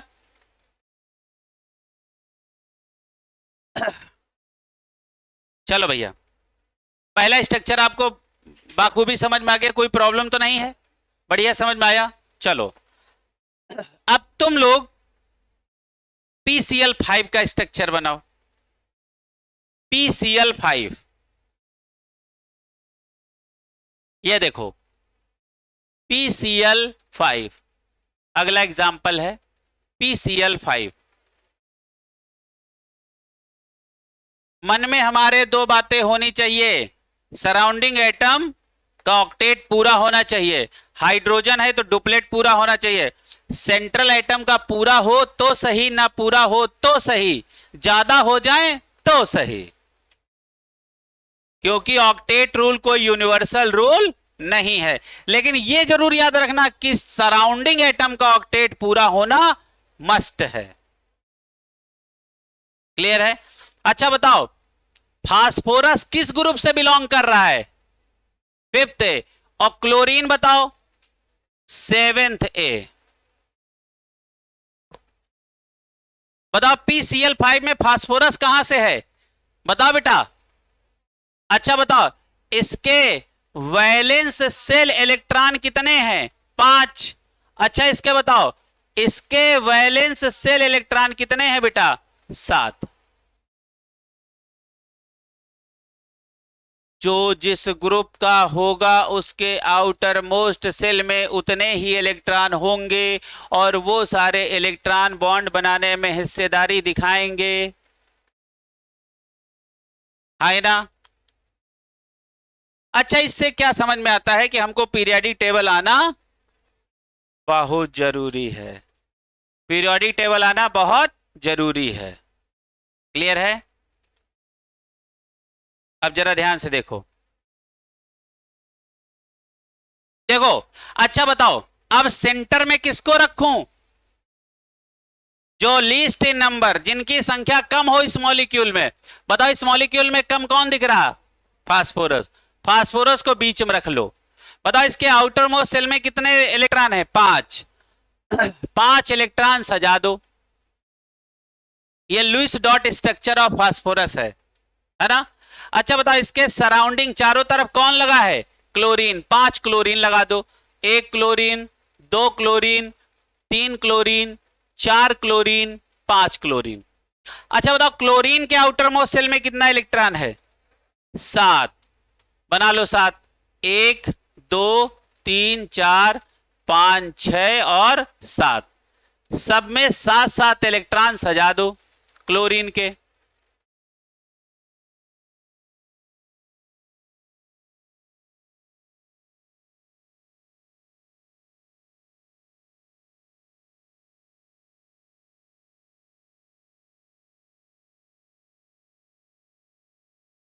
सजा दिया। क्लियर हुआ। अब जरा ध्यान से देखो, देखो। अब देखो ये क्लोरीन के लुईस डॉट स्ट्रक्चर हैं ये 5, और ये फास्फोरस का लुईस डॉट स्ट्रक्चर है। क्लियर है। हमने क्या कहा आपसे? सराउंडिंग एटम का ऑक्टेट कंप्लीट होना चाहिए। सेंट्रल एटम का कंप्लीट हो जाए तो अच्छी बात, ना हो जाए टेंशन ना लो, और ज्यादा हो जाए तो कोई परेशानी वाली बात नहीं है। क्लियर है। अब जरा चेक करो, अब हमारे दिमाग में एक के बात चल रही क्या कि सराउंडिंग एटम का ऑक्टेट कंप्लीट करना है। देखो बेटा, अब इस समय ये अच्छा समय चल रहा है, इनको थोड़ा सा हर शब्दों को सुनो, नहीं तो बाद में यही होता कि स्ट्रक्चर कैसे बनाएं, किसको कहां रखें, है ना। आज उस चीज का शुरुआत है तो उसको देख लो। अच्छा बताओ इनके पास कितने इलेक्ट्रॉन है? अपने 7। यदि इनको एक इलेक्ट्रॉन कहीं से मिल जाती है हो जाएंगे 8। क्लियर है। तो ये शादी कर लेंगे बगल वाले इलेक्ट्रॉन से, तो ये देखो शादी कर लिए, और जैसे शादी किए तो अब ये भी इन्हीं के हो गए। हाँ अच्छा, नहीं सही बात। हाँ तो देखो इनका ऑक्टेट पूरा, ये खुश। देखो इनका ऑक्टेट पूरा, ये खुश। इनका ऑक्टेट पूरा, ये खुश। इनका ऑक्टेट पूरा, ये खुश हो गए। और इनका ऑक्टेट देखो पूरा, ये खुश हो गए। हो गए। अब जरा फास्फोरस की हालत देखो, फास्फोरस की हालत देखो। अब जरा ध्यान से देखो, देखो ये फास्फोरस है। बताओ फास्फोरस के आउटर मोस्ट सेल में कितना इलेक्ट्रॉन हो गया? 2, 4, 6, 8, 10। 10 इलेक्ट्रॉन। बताओ ऑक्टेट से ज्यादा इलेक्ट्रॉन हो गए तो हमने कहा टेंशन ना लो, है ना। अच्छा बताओ क्लोरीन के, बताओ क्लोरीन के पास कितने इलेक्ट्रॉन है? 8। हाँ यहां यदि 8 ना होते तो टेंशन थी। यानी स्ट्रक्चर आपका बिल्कुल करेक्ट बना है। ठीक है, एकदम क्रिस्टल क्लियर बात हो रही है, कोई टेंशन वाली बात तो नहीं है। क्लियर है। PCl5 सबने सजा लिया। अच्छा बताओ शादी हो जाने के बाद क्या होता है? वो भी अपना ही होता है, तो उसको अपने में ही जोड़ लेते हैं, है ना। क्लियर हुआ। अगला बनाओ।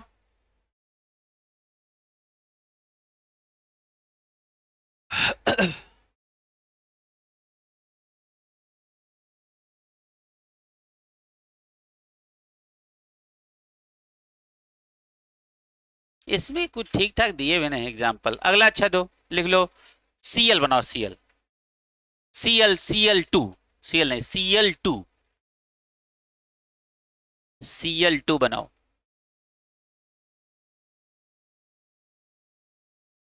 जितने इसमें स्ट्रक्चर बने सब बनवा दे। Cl2 बनाओ बेटा। अब सुनो बेटा, अगला स्ट्रक्चर हमसे बनाने को कहा गया Cl2 बनाओ, है ना। अब इसको किसको सेंटर में रखूं? अब एक सेंटर में रख लो, एक सराउंडिंग बना दो। अब यहां तो कोई टेंशन नहीं है, जब दोनों एटम सेम है तो किसी को सेंटर और किसी को सराउंडिंग बना दो। तो एक Cl को हमने सेंटर पे रखा और इसका लुईस डॉट स्ट्रक्चर बना दिया हमने, 1 2 3 4 5 6 7। एक Cl ये बनाया, इसका भी लुईस डॉट स्ट्रक्चर हमने बना दिया, ये बना दिया। क्यों बेटा? अच्छा बताओ, यदि ये सेंट्रल मान रहे हैं एटम तो ये सराउंडिंग हुआ, है ना। अब सराउंडिंग का क्या पूरा होना चाहिए? ऑक्टेट। बताओ सराउंडिंग का क्या पूरा होना चाहिए? ऑक्टेट। ये देखो ऑक्टेट पूरा हुआ या नहीं, बताओ। इसके पास 8 इलेक्ट्रॉन हुए या नहीं? अच्छा अब इसके पास भी देखो कितने इलेक्ट्रॉन हुए, 8 इलेक्ट्रॉन हुए। तो हुए सेंट्रल एटम के पास तो अच्छी बात, ना होते तो कोई टेंशन वाली बात नहीं थी। लेकिन सराउंडिंग के पास 8 इलेक्ट्रॉन होना ही होना चाहिए। क्लियर है? टेंशन तो नहीं है। अब तुम लोग पानी का स्ट्रक्चर बनाओ, H2O। ये हम वही करा रहे जो एनसीईआरटी में दिए हैं।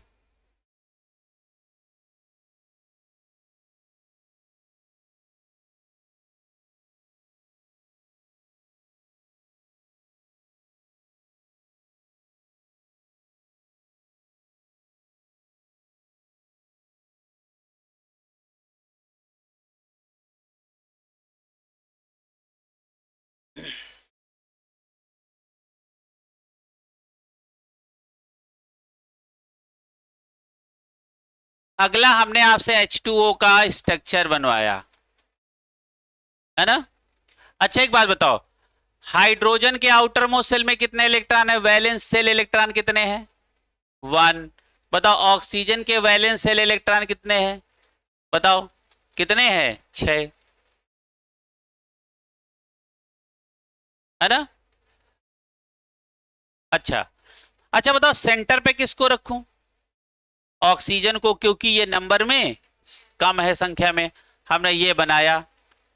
और इसके हमने ये क्या बना दिए? 6 इलेक्ट्रॉन बना दिए। और कितने हाइड्रोजन है? 2 हाइड्रोजन है।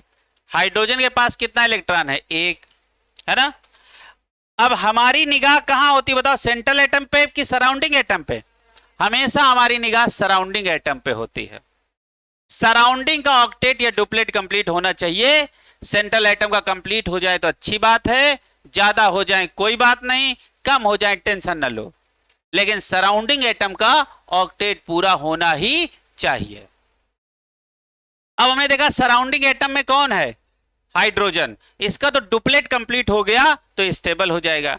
अभी इनके पास 1 इलेक्ट्रॉन, इनके पास 1 इलेक्ट्रॉन, ये शादी किए। अब इनके पास कितने इलेक्ट्रॉन हो गए? 2, ये स्टेबल। इन्होंने शादी किया, ये भी हो गए स्टेबल। अब खुशी की बात ये है कि इस समय ये भी हो गए स्टेबल। गिनो जरा, 1 2 3 4 5 6 7 8। तो इनके भी पास कितने? 8 इलेक्ट्रॉन। और इनके भी पास कितने? 2 इलेक्ट्रॉन। सब खुश है ना। क्लियर हुआ?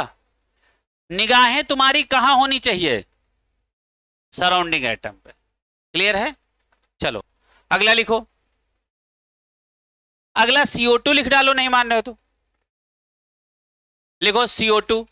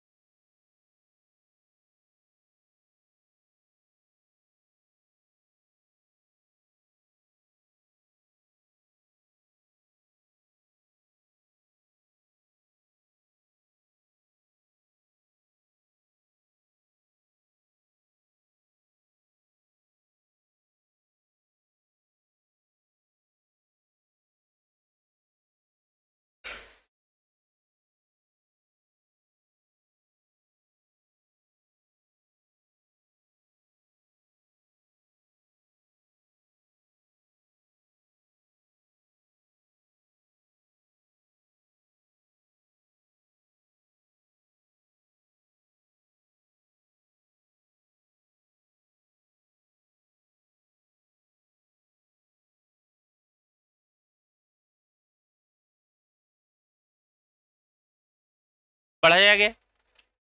चलो कौन सा अगला हमने बनाया? CO2। चलो आप बना लिया जाए CO2। बताओ कार्बन के आउटर मोस्ट सेल में कितना है? वैलेंस सेल इलेक्ट्रॉन कितना है बताओ बेटा? 4। ऑक्सीजन के वैलेंस सेल में कितने इलेक्ट्रॉन है बताओ बेटा? 6, है ना? अच्छा, किसको सेंटर पे रखूं, किसको सराउंडिंग पे रखूं? सेंटर पे किसको रखूं? कार्बन। अच्छा, कार्बन के आउटर मोस्ट सेल में कितने इलेक्ट्रॉन है? 4। ऑक्सीजन के आउटर मोस्ट सेल में कितने इलेक्ट्रॉन है? 6। क्लियर है? हमारी निगाहें कहां होनी चाहिए? सराउंडिंग एटम पे। अच्छा बताओ, सराउंडिंग एटम के पास कितने इलेक्ट्रॉन कम है? 2। तो इनको दो दो शादी करनी पड़ेंगी। नहीं समझ में आया? आ गया? हाँ, ये तो समझ में ही करेगा। ठीक। अच्छा, इनको भी दो दो शादी करनी पड़ेंगी। क्लियर है? अच्छा देखो, इनके पास कितना इलेक्ट्रॉन हो गया अब? 8। इनके पास कितना इलेक्ट्रॉन हो गया? 8। खुशी की बात यह है कि इनके पास भी कितने इलेक्ट्रॉन हो गए? 8। सब खुश है ना? सब खुश?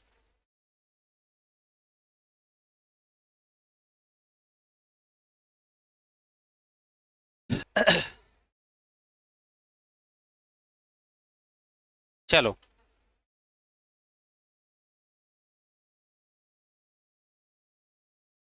हो गया? बना लो, आराम से बना लो।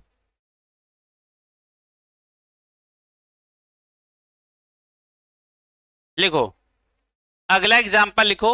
N2। N2।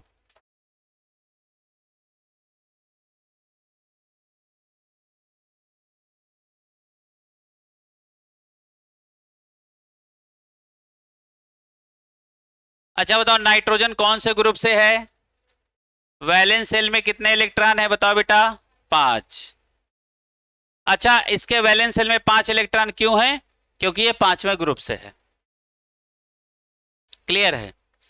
अच्छा, दोनों नाइट्रोजन ही हैं, तो हमें टेंशन लेने की कोई बात नहीं है। एक को सेंटर बना लो और एक को सराउंडिंग बना दो,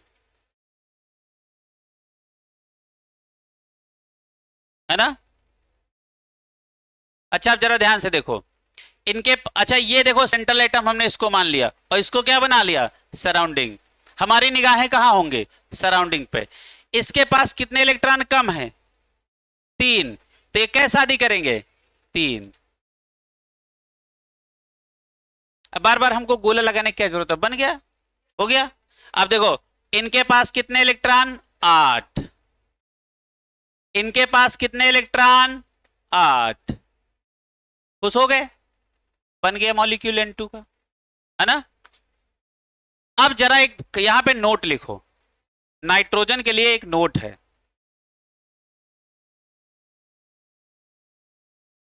अच्छा देखो, जो एटम जितने बॉन्ड बना ले, उस एटम की उतनी ही कोवैलेंसी होती है। क्या हमने बोला?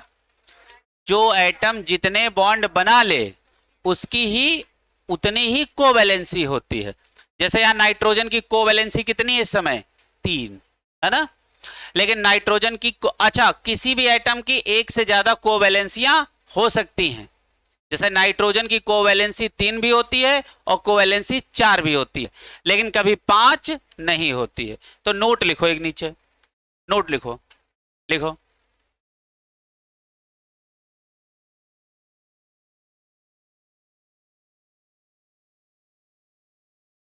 लिखो नाइट्रोजन एटम, लिखो nitrogen atom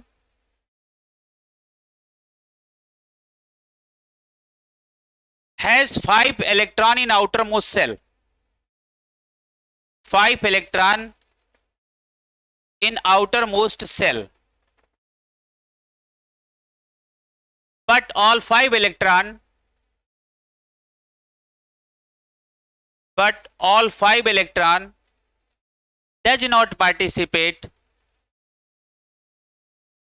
participate in bond formation, in bond formation.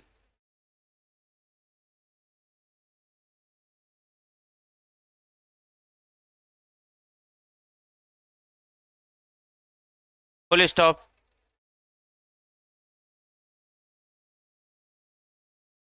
देखो in nitrogen atom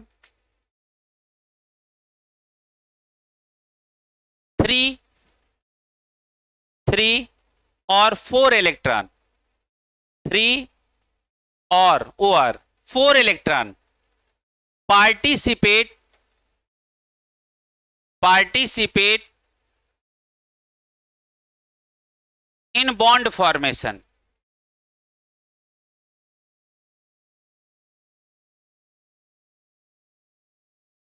in bond formation, फिर नीचे स्टार लगा के लिखो, लिखो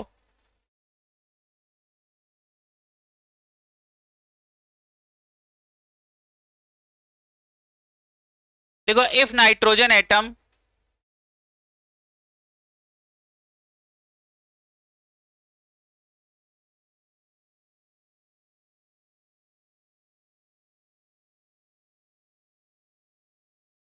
ऐसे लिखो, if 3 electron of nitrogen atom, if 3 electron of nitrogen atom, if 3 electron of nitrogen atom, if 3 electron of nitrogen atom participate in bond formation, participate in bond formation,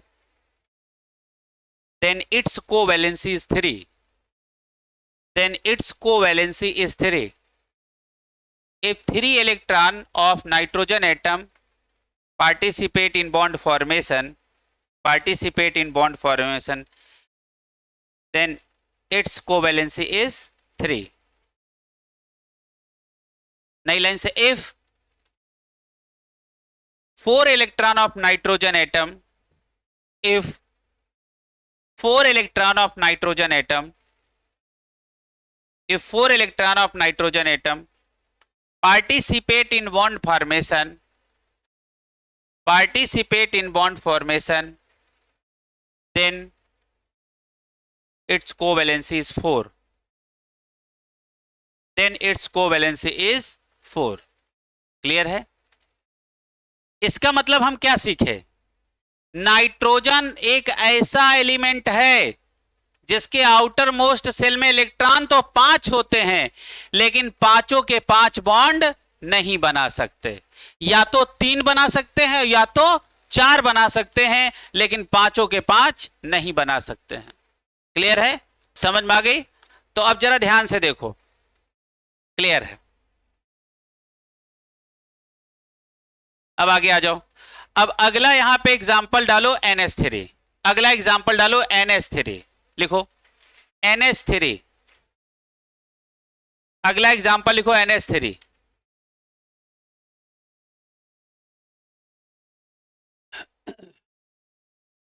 NH3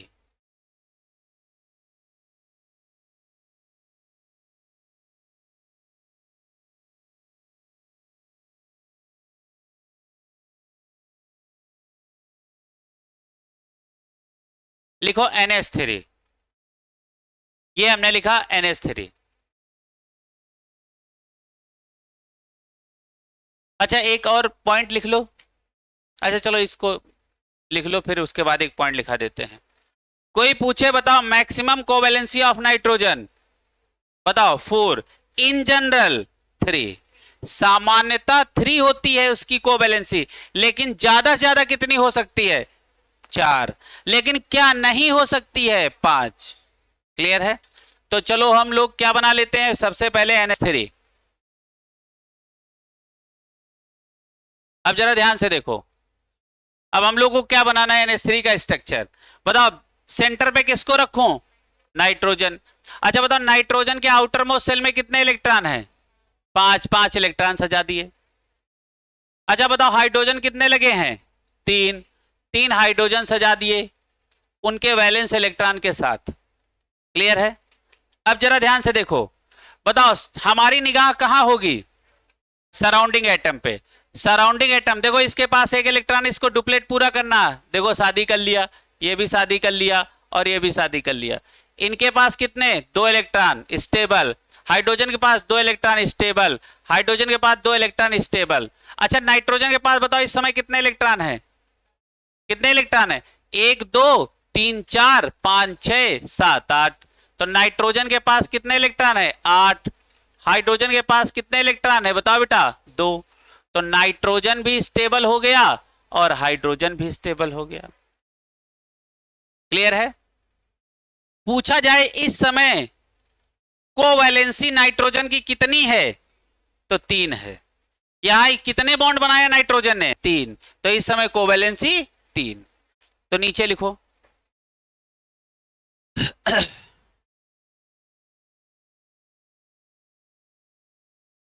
अच्छा, अब एक और बात समझ लो।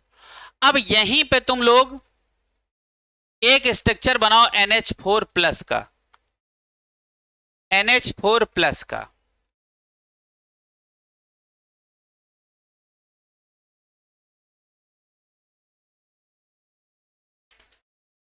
तो इसी के आगे लिख लेना covalency of nitrogen equal to, यहां पे कितनी है, 3।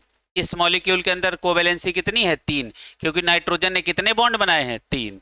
तो कितनी कोवैलेंसी हो गई, 3, है ना।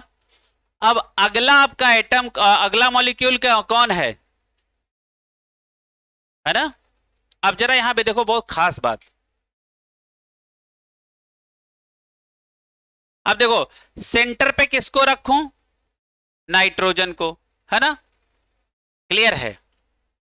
अच्छा एक बात और समझना, यदि किसी स्पीसीज के ऊपर प्लस चार्ज हो, क्या हमने बोला, यदि किसी स्पीसीज के ऊपर प्लस चार्ज हो तो प्लस वाला चार्ज हमेशा सेंट्रल एटम के ऊपर मान के चलना। क्या हमने बोला, यदि किसी भी स्पीसीज के पास पॉजिटिव चार्ज है तो पॉजिटिव चार्ज तुम कहां मान के चलोगे, सेंट्रल एटम के ऊपर। और यदि किसी स्पीसीज के ऊपर माइनस चार्ज है तो इसको तुम लड्डू मानोगे। क्या मानोगे, लड्डू। और ये लड्डू किसको बांटोगे, सराउंडिंग एटम को। तो देखो पहले समझो इस बात को। बोलो किसी स्पीसीज के पास, ये स्पीसीज है, ये NH4 एक क्या है, स्पीसीज है। बताओ बोलो किसी स्पीसीज के पास पॉजिटिव चार्ज होगा तो सेंट्रल एटम पे मानेंगे, निगेटिव चार्ज होगा तो सराउंडिंग एटम पे मानेंगे। अच्छा ये बात लिखो कहीं, अपनी भाषा में लिखो, सब लोग अपनी भाषा में लिखो, अंग्रेजी में नहीं लिखाया जाएगा, अपनी भाषा में लिखो। अब हमको अपनी भाषा नहीं पता है, तेलुगु होगी शायद तुम लोगों की भाषा, हाँ हो सकता है? हमने क्या बोला, किसी स्पीसीज के ऊपर प्लस चार्ज है तो इसको सेंट्रल एटम के ऊपर मानेंगे, और निगेटिव चार्ज है तो उसको सराउंडिंग एटम के ऊपर मानेंगे।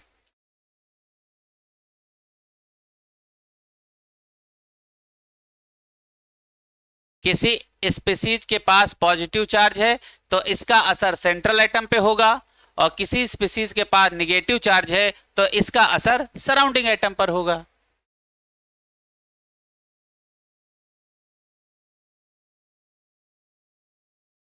क्या हमने लिखा, बताओ।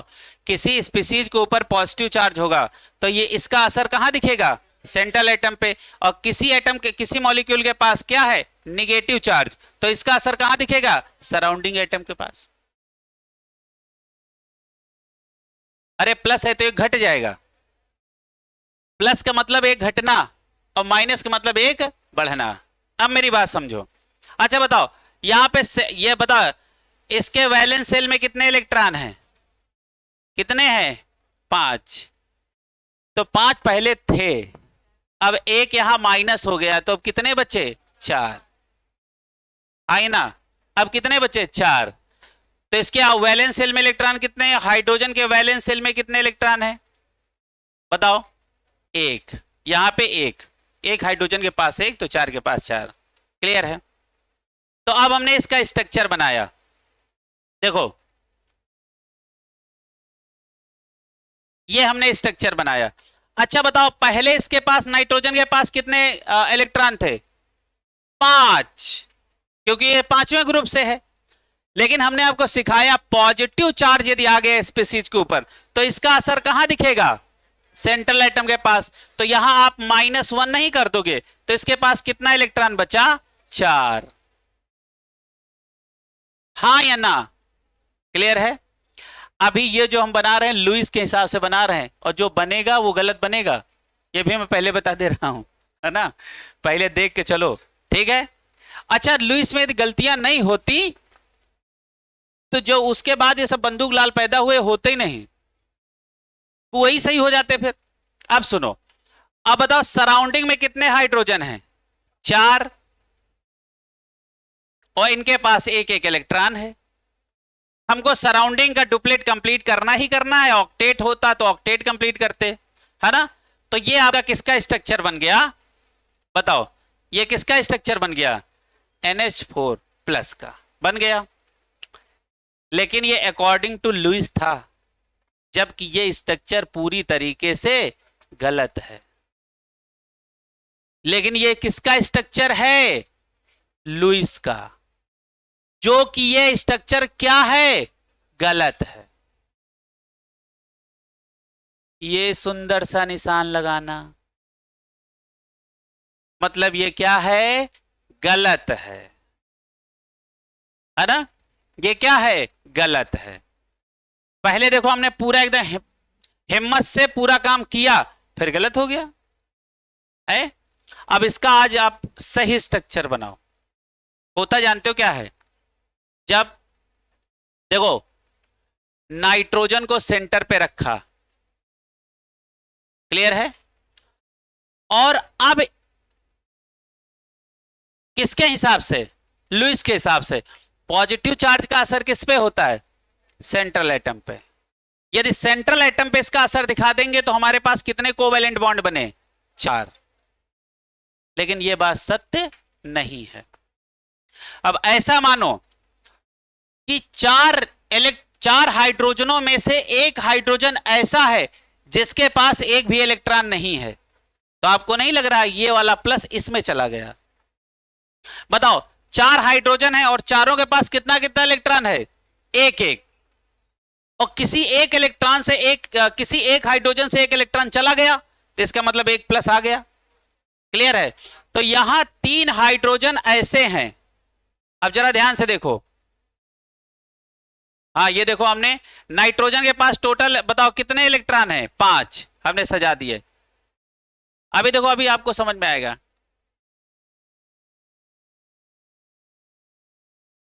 अब बहुत ध्यान से देखो, बहुत ध्यान से देखना तो समझ में आएगा ना, ये अक्सर गलत होता है। देखो, इसके पास एक इलेक्ट्रॉन है, इसके पास एक इलेक्ट्रॉन है, इसके पास एक इलेक्ट्रॉन है, लेकिन इस हाइड्रोजन के पास एक इलेक्ट्रॉन एक भी नहीं है।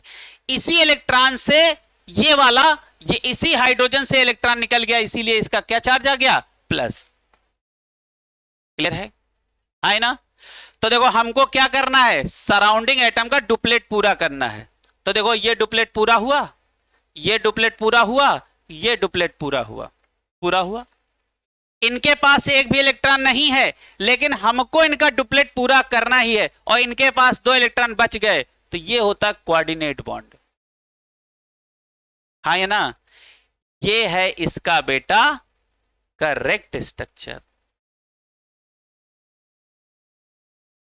अच्छा बताओ, फिर लुईस ने ये स्ट्रक्चर क्यों नहीं बताया? बिकॉज लुईस काम किस पे कर रहे थे? कोवेलेंट पे, और यहां है कौन? कोऑर्डिनेट। यही पूछा जाता है कि इनमें से बताओ किसके अंदर कोऑर्डिनेट बॉन्ड मौजूद है। तो ये गलत वाला भी बनाना, उसके बगल में सही वाला भी बनाना, और कभी ऐसा यहां लिखा हुआ मिल जाए, ऐसा ऐसा बना है और यहां ऐसे लिखा है प्लस, तो घबराना नहीं। ऐसे ऐसे ब्रैकेट बनाया होगा, ऊपर लिखा होगा प्लस, तो घबराना नहीं, है ना? ये गलत वाला भी आया, ये सही वाला आया। अच्छा, गलत के हिसाब से कितने कोवेलेंट बॉन्ड हैं? 4। अच्छा, सही वाले के हिसाब से कोवेलेंट कितने हैं? एक क्या है? कोऑर्डिनेट। ये करेक्ट स्ट्रक्चर है, ये पूछा बहुत जाता है। क्लियर है? अच्छा, एक बात समझो, बताओ, और बहुत ध्यान से देखना। अच्छा बताओ, यहां कितने बॉन्ड बने? 4। तो इस समय नाइट्रोजन की कोवैलेंसी है 4, है ना? और इस समय का नाइट्रोजन की कोवैलेंसी कितनी थी? 3, है ना?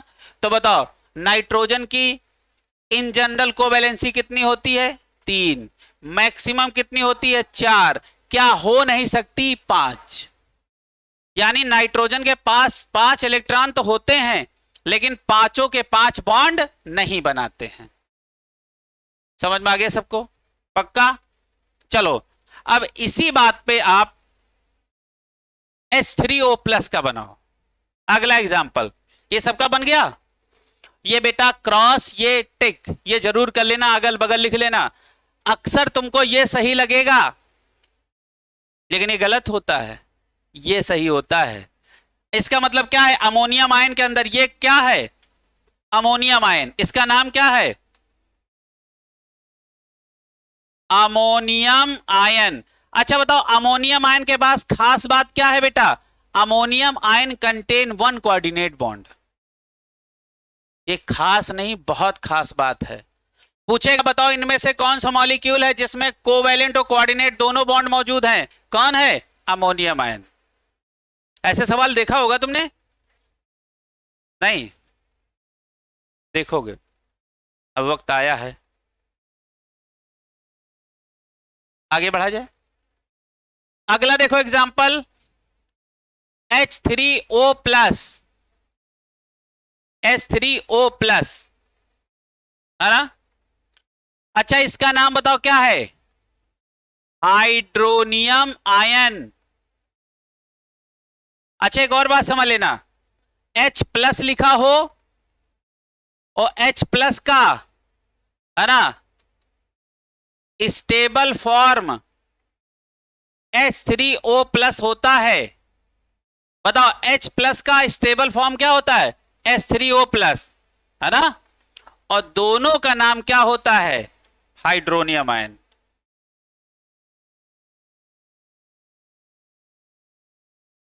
लिख लो, H+ लिखा हो तब भी हाइड्रोनियम आयन, और H3O+ भी लिखा हो तब भी हाइड्रोनियम आयन। ये थोड़ा सा आगे का नॉलेज बढ़ा लो।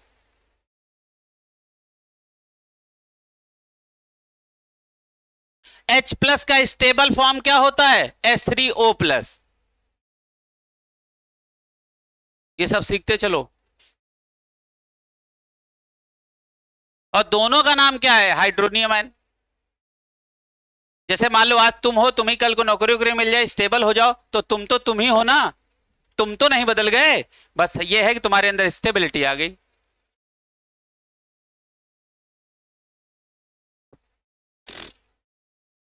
अब हम लुईस के हिसाब से बनाएंगे। लुईस के हिसाब से तो गलत हो जाएगा, फिर उसका करेक्ट वाला भी बनाएंगे, है ना? तो चलो पहले गलत वाला बनाते हैं। क्यों बेटा? बताओ। अच्छा प्लस है तो ये कहां होगा according to Lewis? Central atom पे। सेंट्रल एटम कौन है? ऑक्सीजन। ऑक्सीजन के आउटर मोस्ट सेल में बताओ कितना इलेक्ट्रॉन आजकल चल रहा? 6। 6 चल तो रहा है ना? अच्छा चलो 6 हमने यहां सजा दिए, चलो इनको इकट्ठा ऐसे सजा दिए, है कि नहीं? देखो 6 इलेक्ट्रॉन हो गए, लेकिन एक प्लस तुमसे क्या कह रहा है? ये एक इलेक्ट्रॉन चला गया यहां से। खैर कोई बात नहीं, एक इलेक्ट्रॉन हमने कम कर दिया, तो बचे 5। बचे 5।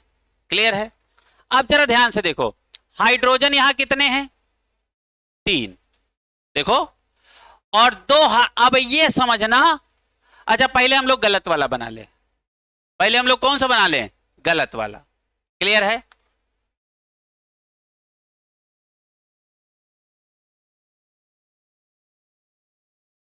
पहले हम लोग गलत वाला बना रहे हैं, फिर उसके नीचे क्रॉस कर देंगे। अच्छा देखो, अब इनका डुप्लेट पूरा करना, तो ये शादी कर लिए, ये शादी कर लिए, ये शादी कर लिए। इनका डुप्लेट पूरा, इनका डुप्लेट पूरा, इनका डुप्लेट पूरा। अब देखो इनका ऑक्टेट भी पूरा। देखो 1 2 3 4 5 6 7 8। तो देखो ये ऐसा बना कि नहीं बना? यहां प्लस लगा देना, लेकिन ये स्ट्रक्चर क्या होता है? गलत।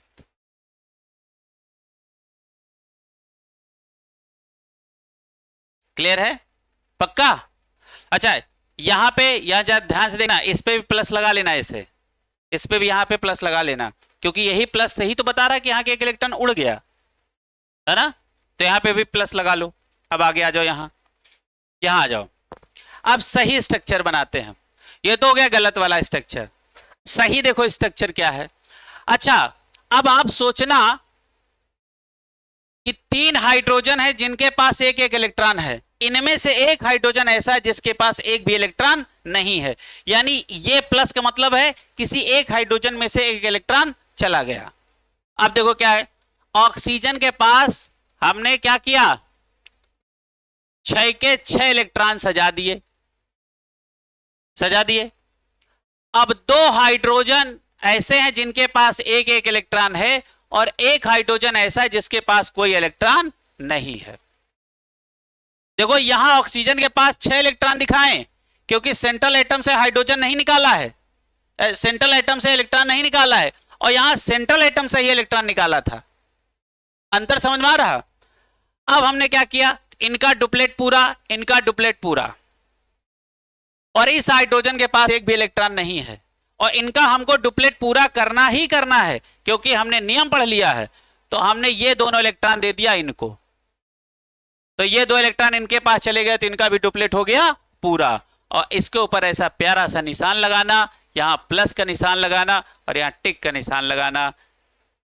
ये सही स्ट्रक्चर है। क्या सीखा हमने, हाइड्रोनियम आयन और अमोनियम आयन के अंदर एक एक कोऑर्डिनेट बॉन्ड होता है, जबकि यदि हम लुईस के चक्कर में फंसते तो दोनों स्ट्रक्चर गलत हो जाते क्योंकि दोनों के अंदर कोऑर्डिनेट बॉन्ड हम दिखा नहीं पाते। डिफरेंस पता चल रहा, दोनों में डिफरेंस, बेसिक डिफरेंस है ना। अच्छा आप सोचो, यदि ये लुईस वाला स्ट्रक्चर गलत नहीं होता तो आगे वाले लोग सही उसमें कुछ करते ही नहीं, फिर तो जो वो बता गए थे वही सही होता। क्लियर है। अच्छा हम प्लस वाले बनवा दिए, नॉर्मल बनवा दिए, चलो कुछ माइनस वाले बनवा देते हैं, है ना। लिखो अगला एग्जांपल, लिखो SO4 माइनस माइनस, देखो सल्फेट आयन बनाया,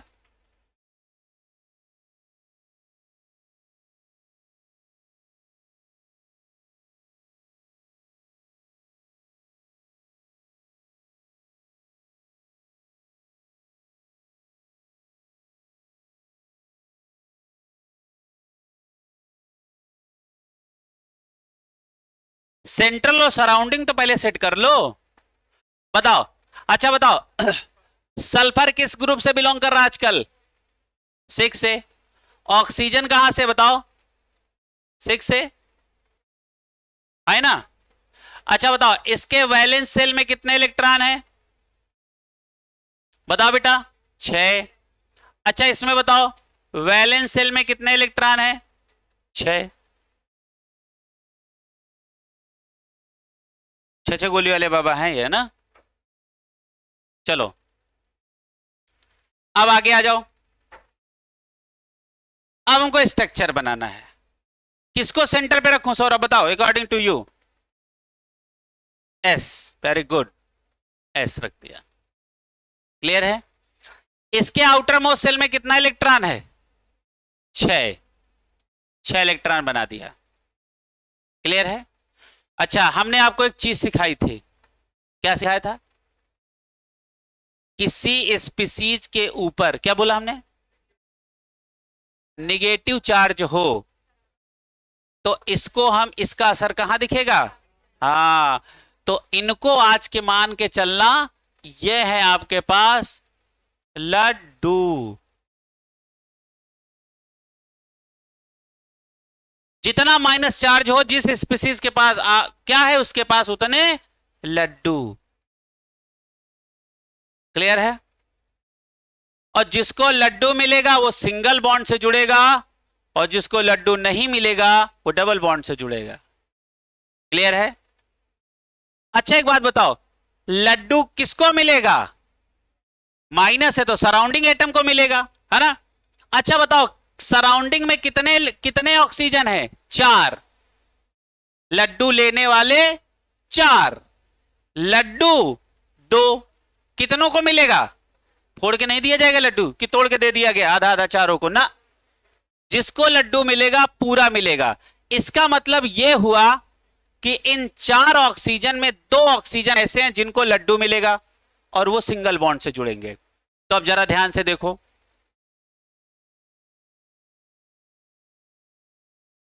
देखो 6 हमने सजा दिए, 6 है कि नहीं? अच्छा देखो, अच्छा बताओ ऑक्सीजन कितने हैं हमारे पास, बताओ ऑक्सीजन कितने हैं? 4, 4 हैं, 4 हैं।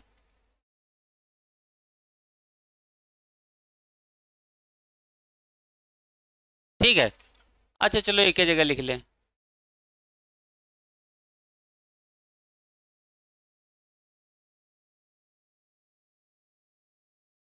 अब देखो तुमको बिल्कुल घबराहट नहीं होगी, दनादन दनादन तुम स्ट्रक्चर बनाओगे। अब देखो बहुत ध्यान से समझो, लड्डू किसको मिलेगा? 4 में से 2 ऑक्सीजन को मिलेगा, और जिनको लड्डू मिलेगा वो किस बॉन्ड से जुड़ेंगे? Single bond. तो हमने देखो इसके ऊपर माइनस लगा दिया, इस ऑक्सीजन के ऊपर, और इस सिंगल बॉन्ड से जोड़ा और इसके ऊपर लगा दिया माइनस। 2 लड्डू दोनों बट गए, क्लियर है? अब जरा ध्यान से देखो, अब जरा गिनो कि इनका ऑक्टेट पूरा हुआ कि नहीं, गिनो। अच्छा देखो, देखो 1 2 3 4 5 6 7 और ये 8, इनका ऑक्टेट पूरा है। एक इलेक्ट्रॉन, एक माइनस का चार्ज एक इलेक्ट्रॉन रिप्रेजेंट करता है। तो बताओ इनके पास 8 हुए कि नहीं? गिनो दनादन, गिनो इसी बात पे, गिनो 1 2 3 4 5 6 7 और 8, इनको गिनो 1 2 3 4 5 6 7 और 8, यानी इनका भी ऑक्टेट कंप्लीट, इनका भी कंप्लीट। इनके पास कितने हैं? 6। तो ये अपनी 2 शादी करेंगे तभी तो 8 होंगे, ये अपनी 2 शादी करेंगे तभी तो 8 होंगे। बन गया स्ट्रक्चर, क्लियर है? तो यदि आपको ऐसे नॉर्मल बनाना हो तो ये स्ट्रक्चर होता है, ये यही है सल्फेट आयन का स्ट्रक्चर। अच्छा कहीं कुछ कठिन लगा? कुछ कठिन होते नहीं।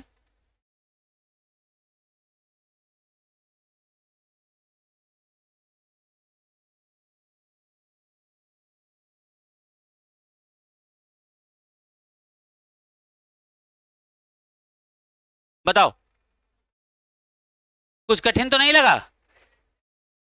ठीक है, तो जैसे हम तो इसको बंद करेंगे वैसे कोसेल और लुईस खत्म। अब इससे ज्यादा कुछ थोड़े ना बचा है। लुईस डॉट स्ट्रक्चर समझ गए, स्ट्रक्चर बनाना समझ गए, और क्या समझोगे, है ना? तो अब अगली क्लास में कहां शुरू होगा वैसे अभी? हाँ क्लियर है? तो अगली क्लास में अब हम आपको बॉन्ड पढ़ाएंगे, सारे बॉन्ड अगली क्लास में खत्म हो जाएंगे, जितने बॉन्ड है सब खत्म हो जाएंगे, क्लियर है? उसकी अगली क्लास में हम वैलेंस बॉन्ड थ्योरी पे चले जाएंगे। मतलब बुकलेट से जल्दी ये चैप्टर कंप्लीट होगा, समझ रहे हो? हाँ, बुकलेट में समझ रहे हो ना, वो वही डायरेक्शन पकड़ के चलनी पड़ती थी।